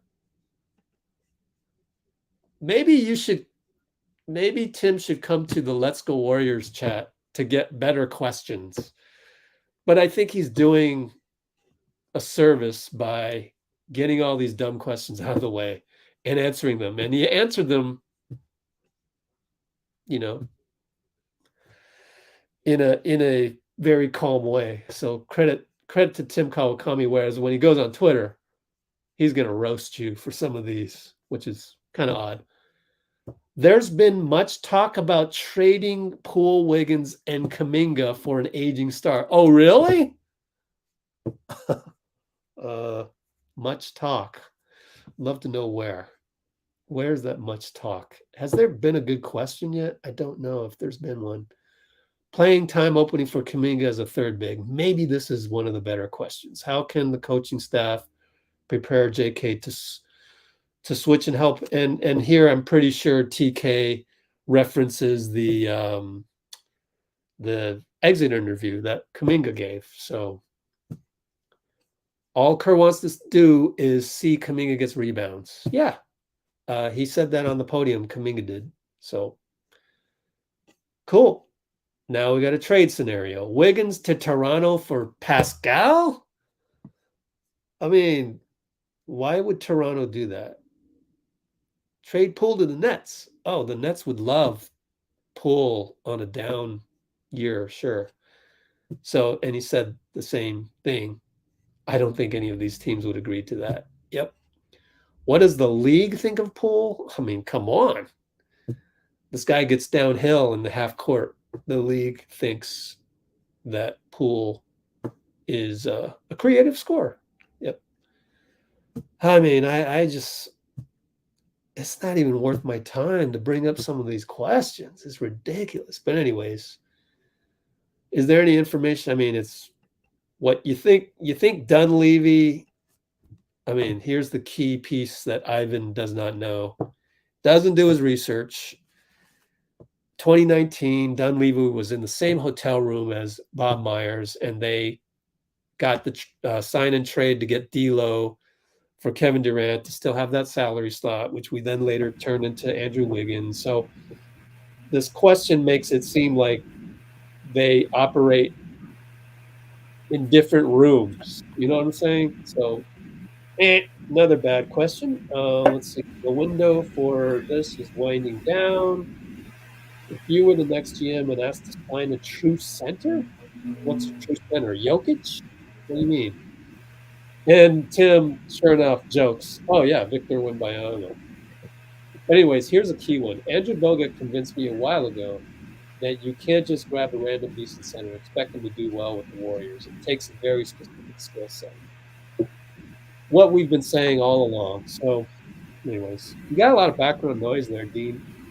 I can hear the wind blowing for some strange reason. I don't know. What kind of mic are you using? The My laptop? headphone mic. Yeah. You still there? Yeah. Yeah. But it's whatever. I think it might just be the computer. Let's see. So, Jaime Jaquez, I don't know if I pronounced that right, was doing a pre-draft workout, but anything is possible. 6'7" scrapper. We'll see, right? We'll see. Derek Lively is going to go lotto, so never mind him. Jalen Hood-Schifino, that's a new one. Have not heard of that one. So that's news to me. We'll look him up. he's a guard, I think. Yeah, so why would we pick a guard? That doesn't make sense to me. Well, I would pick a wing. You got a deep draft, at least pick a wing. I mean, 6'6". he's 6'6". Yeah, so. What, does he have a wingspan? I don't know. 6'10" wingspan. There you go. So that's why they looked at him. How can the Warriors possibly get on the salary cap? Oh, God. You don't know anything about Joe Lacob, do you? Well, wait a minute, Rich. Wait a minute. Right here, I want to see what he says. Kerr pulling with the cap will not be close. Trade Klay financial relief coming, but not until 24-25. Here's something that happens in 24-25, though, and this is kind of a big deal. Oh yeah, you wanted to bring it up. Okay, go ahead. Yeah. By 2025, which is just what I'm going to call it, because this is playoff year,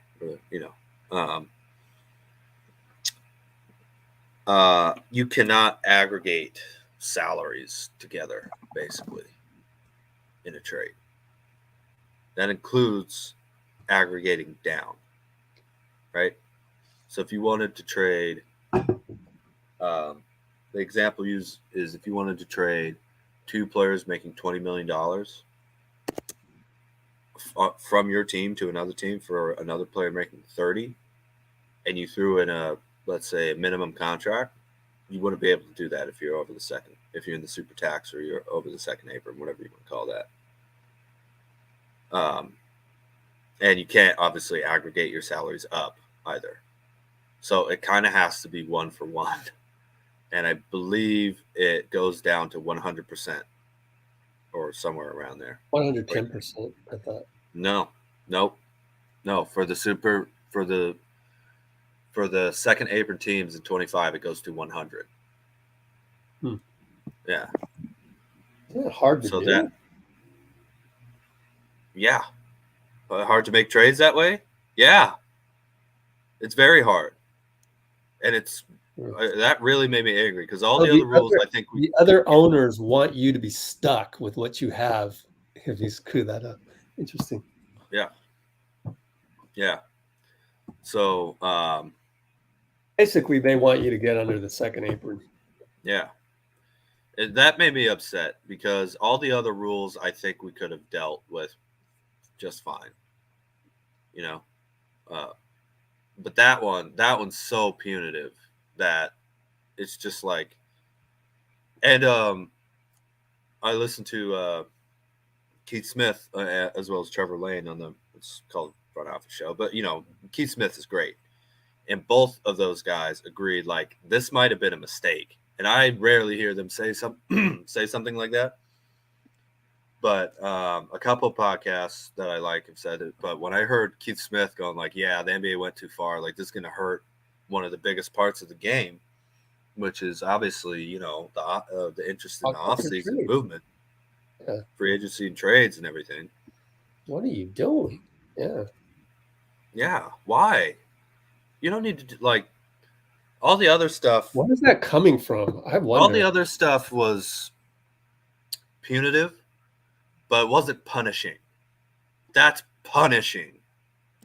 How you can't even get better, right? So if you wanted to trade Poole and Wiggins, which you were talking about, that's $55 million, let's say. You know, next year, you couldn't do it in 2025.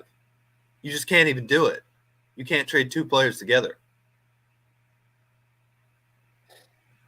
Like, I don't know if another team that you traded to, you're forced they to might be one. able, they might be able to aggregate, but you can't, right? Like maybe they could add two, like you could trade your one for their two, but you can't trade 2 for 2 or your 2 for their 1. You can't do it at all. Which that's punishing, man.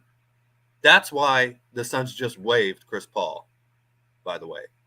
So, longtime president, you know, of the NBPA. They should have let the Suns just pay him or say, like, I don't want to come back. Now they can't. Like, you can't pay that much for Chris Paul. So now Chris Paul has to do what? Sign with a non-contender, sign for vet men. What else can he do? What can you do? You know, so we have one more season where we can still make those type of trades. But after that, if we're still, you know, up there in the second apron, you basically you would have to make a trade to get yourself under the second apron just to be able to actually pretty much get better, or find a team that has something like so close within that one player's salary that it's very, you know, it's very unlikely, especially if you're losing one of your draft picks that you're able to trade. On the other hand, talking about keeping the team together, well, if every other contender is going to be stuck, you know, not really being able to add depth, and the Warriors already have the team they want, basically, and we only needed vet mins anyway. I mean, it would have been nice to have an MLE, of course, but whatever. Maybe just keep the team together and have the deepest team in the league, you know? Yeah. Because probably there's not anyone who's going to have a massive bump in salary until hopefully Kuminga or Moody or both, you know, has that contract come up. Wiggins, you know, he took a $9 million discount. Draymond and Klay, I think, you know, you tie those two contracts together and they come back at a reasonable number. I've told you about that, what I think about that before, Rich, that I think you just paid Klay and Draymond the same amount. That seems fair, right?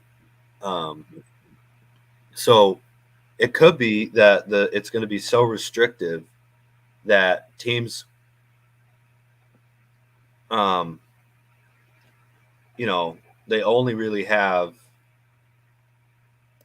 the draft if they have enough talent where they are going to be consistent championship winning teams. Because it's going to be real hard to keep those championship level teams together without going in the second apron too, right? In part because there's no difference between drafted players and free agents. Like this hurts the Warriors as much as it would have hurt the Irving, Harden, Durant Nets, which is ridiculous. That's ridiculous. That was an artificial super team, and we got Kevin Durant, and that Kevin Durant, getting signed and traded to the Nets brought us back D'Lo, which allowed us to get Wiggs and Kuminga. I get that part of that was from trade, but the Timberwolves traded us a draft pick to get D'Angelo Russell because Wiggins wasn't highly valued. And Jonathan Kuminga, you guys say, well, I don't know if he can play. Okay. How's that? But my hope, though, is that other teams find it so hard to match that level of depth, right? Like the Heat are going to be in the second apron if they sign these guys who are playing for them right now, who are on, I don't know what, minimum or late lottery contracts or, whatever. Late lottery or late first round, second round? Yeah, late first round, second. I say late lottery. I meant that. So it might be that you just keep the team together and have the most talented team in the league, and there's nothing any other title contender can really do after 24-25 without dumping salary first. Let's make contenders dump salary. Okay, well, how about we just keep all of our pieces then? Someone in NBA media needs to get to the bottom of this. Like, where is this coming from? I wonder. Oh, not the information. Owner, like, who came up with these ideas? Was it a lot of phone calls from the bottom of the standings going, Adam, you need to hire some consultants to come up with some shit to make it harder for all these other teams, all these. Why would a team that is trying to rebuild the draft picks want these rules? That's what I'm saying. All work. Needs to find out where it comes from. I don't know. Make sense. I did hear from another NBA guy, he's a salary cap guy. You might know him, Eric Pincus. Yep.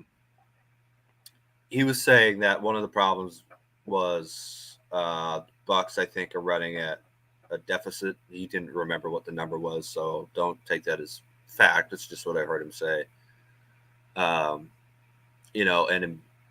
Owners and minority owners or shareholders or whatever, they want to make money now, and then when they sell the team, also make money and not just wait.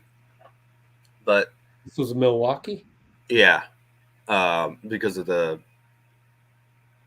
amount of salary that they're paying out, but if that's where it's coming from, it's like, that we did everything by the book.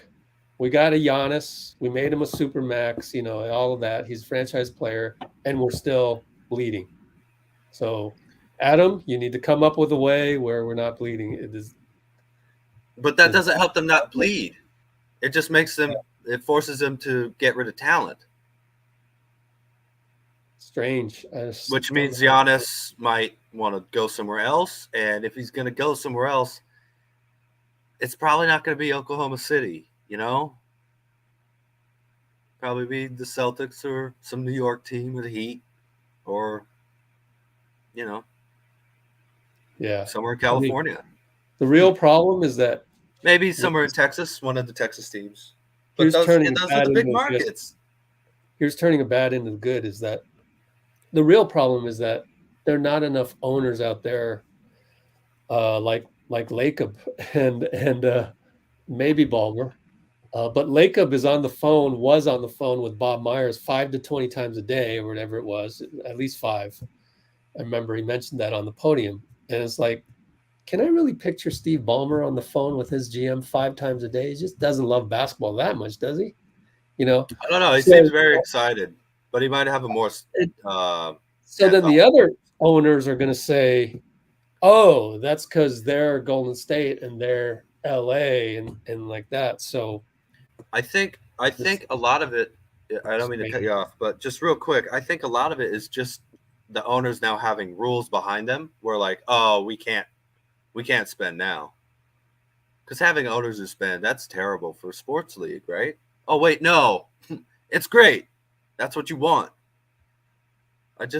But it might give the Warriors an unfair competitive advantage, which is hilarious. You know, all you have to do is pay and say, well, we don't care about the future picks at all. Why would we?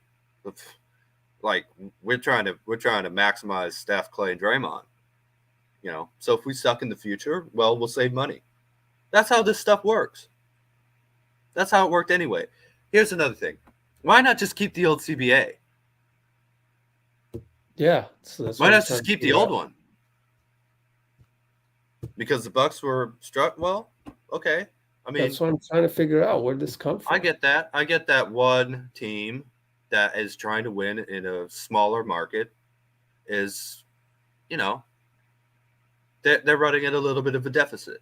I don't know how much, again, but I think that's probably true. They do have a new owner coming in, you know. And I guess there was something like if you don't tax the maxed out drafted players in the same way, then there's a imbalance in the revenue sharing or something like that, you know, is what he was saying. But so maybe what we were talking about that would have helped not just the Warriors, it would have helped all the teams trying to keep their teams together, right? With continuity, building organically, kind of building the right way. I mean, the right way is to try to win, but it's more fun. Like, look, Kevin Durant joining the Warriors obviously terrified everyone so much that they, you know, I guess they thought it was cheating or something, but that was one free agent joining a really good organically developed team, you know, and that's, if there's going to be big time player movement, you want to see that more. You want to see one really good guy come join Luka, or someone go to the Nuggets, like one really good player, right? In a trade, however they can do that. But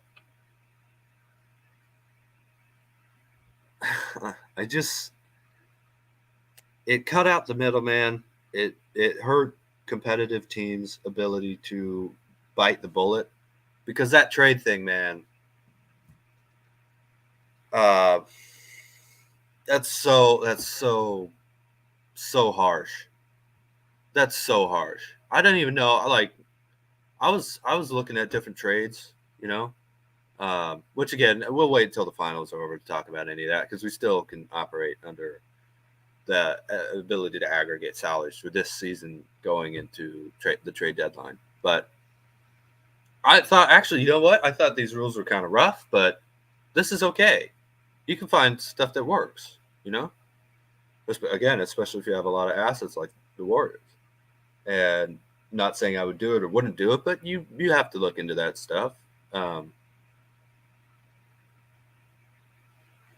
now, I mean, we're talking about the Warriors. Think about the Clippers, man. Think about Steve Ballmer, who you just mentioned. That team is, they're going to have so much trouble getting better because they don't have any draft picks. They're two of their guys make probably 90, 95 million combined next year. They've made about 90 million this year combined. In Kawhi and PG, they missed a lot of games. Teams are just going to have to what? Just start dumping salary? Well, that's making competitive teams start acting more like teams that get it wrong. Why? Why hurt teams that are willing to spend and have and play, and roster build well, make smart moves, draft well? But again, it could create a window where the KD trade doesn't happen last year if these rules are around. It can't happen. It really, honestly, can't happen. The Harden trade can't happen, right? So a lot of contenders, like next year is it in terms of if you want to keep having the type of depth and talent that you already have in your team, and you want to. Maybe that's why when you said KD and Harden, they want some mechanisms whereby players can't demand trades. Could be, That's yeah. got to be it. That's got But to be the major that sticking means point. that you're kind of freezing the Warriors in if we don't make these big trades as probably the most. It's they don't care about that part. They just No. Let me KD. finish. You're freezing the Warriors in as probably the deepest and most talented team in the league. There's not much other contenders can do about it. They're not that smart to think that, Dean. Oh, I thought they might be. I mean, they're pretty smart. Simple-minded. They don't want KD demanding a trade, period. I don't want that happen to me. It's embarrassing, etc. Probably that's the number one reason. I mean, these are billionaires who made billions of money doing whatever they do. That wasn't basketball, right? They're not, just because you became a billionaire in your respective industry doesn't mean you know anything about basketball. So, well, I don't think you should really get into basketball only to make money either. I mean, sure, you should make money. It's business. That was old. Then some people figured out how to make money, a la Lacob, and Lacob has a love for the game. And so now they're jealous. Now you get into basketball, and we want to make money the way Joe Lacob made money. Oh gosh. Yeah, but you get into basketball to also win, right? Like part of it is just not just a business. Like I like trophies. I like saying I'm the best. If you're only in it for the money, sell the team. You're going to get a lot because there are plenty of owners out there, I'm sure, who would be willing to spend, a lot of, spend to buy the team. And, well, Draymond and others take. I gotta say, they were all under contract when KD was here. Anyway, yeah. Just be careful in the future because this is really next level stuff. This is NBA PhD type stuff. We got to be careful not to lose people when you get into this. I don't know that there's an audience out there really for this type of stuff. There's me. I get it, but this is really kudos to you because you're getting your hands around it. But I don't know. I think I'm just a little early, Rich, because people love making trades. And when you start telling them, actually, none of the trades you think are good can happen. There you go. But I'm taking back less money. Nope. Can't put players together. So all the trades that you think you want, you're not allowed to do that anymore. Unless your team isn't spending that much, which means they're probably not really in the title chase anyway. So once people start experiencing like, hey, I can't do that. I mean, I guess that's in 2025 and it's still 2023, but that's going to be something I think the average fan is pretty upset about, honestly, because trades used to be pretty free, right? Keep it within a certain salary and trade all the picks you want, trade whatever players you two agree upon. Now, suddenly, out of the blue, there's all these NBA rules on top of that. And I just think that probably isn't the best move for the league. And we're about to experience. I think we just did experience some of these rules with Chris Paul. I can't imagine him ever getting waived on the old CBA. I can't imagine it. Why would you waive Chris Paul? You'd have to be injured. I know he gets injured regularly in the playoffs and everything, but you would have to see a total, complete decline and not, we need to play him less minutes and we can still make him effective. And no, now we just can't afford you. Sorry.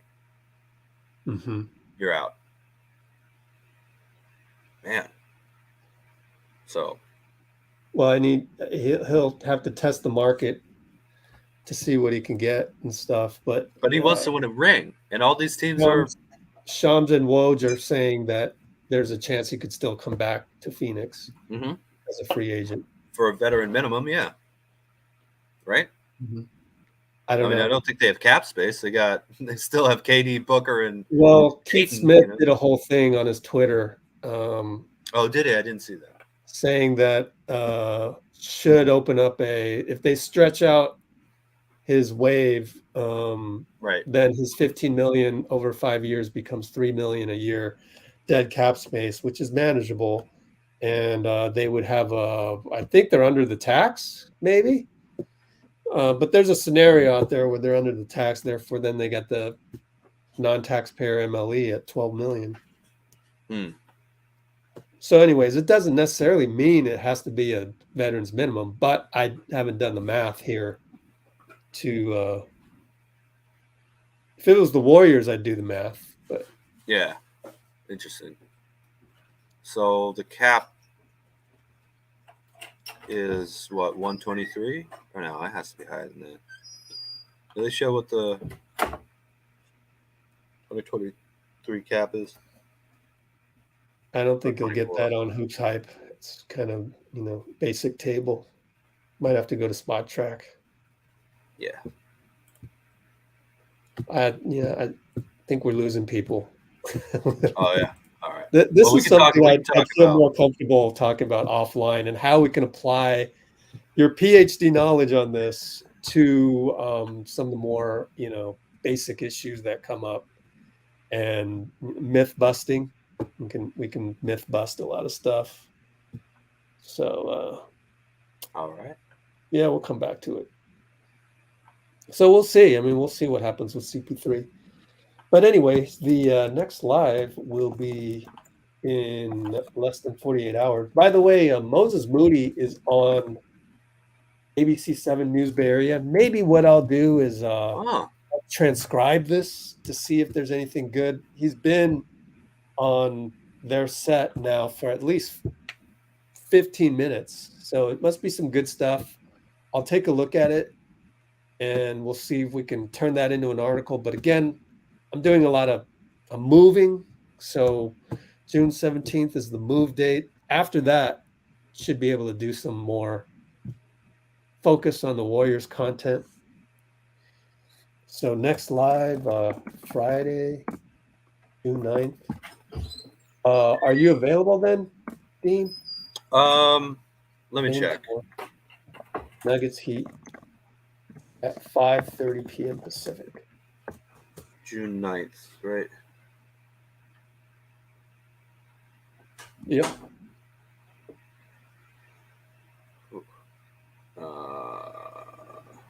Let my phone load. Okay. Let's see. June.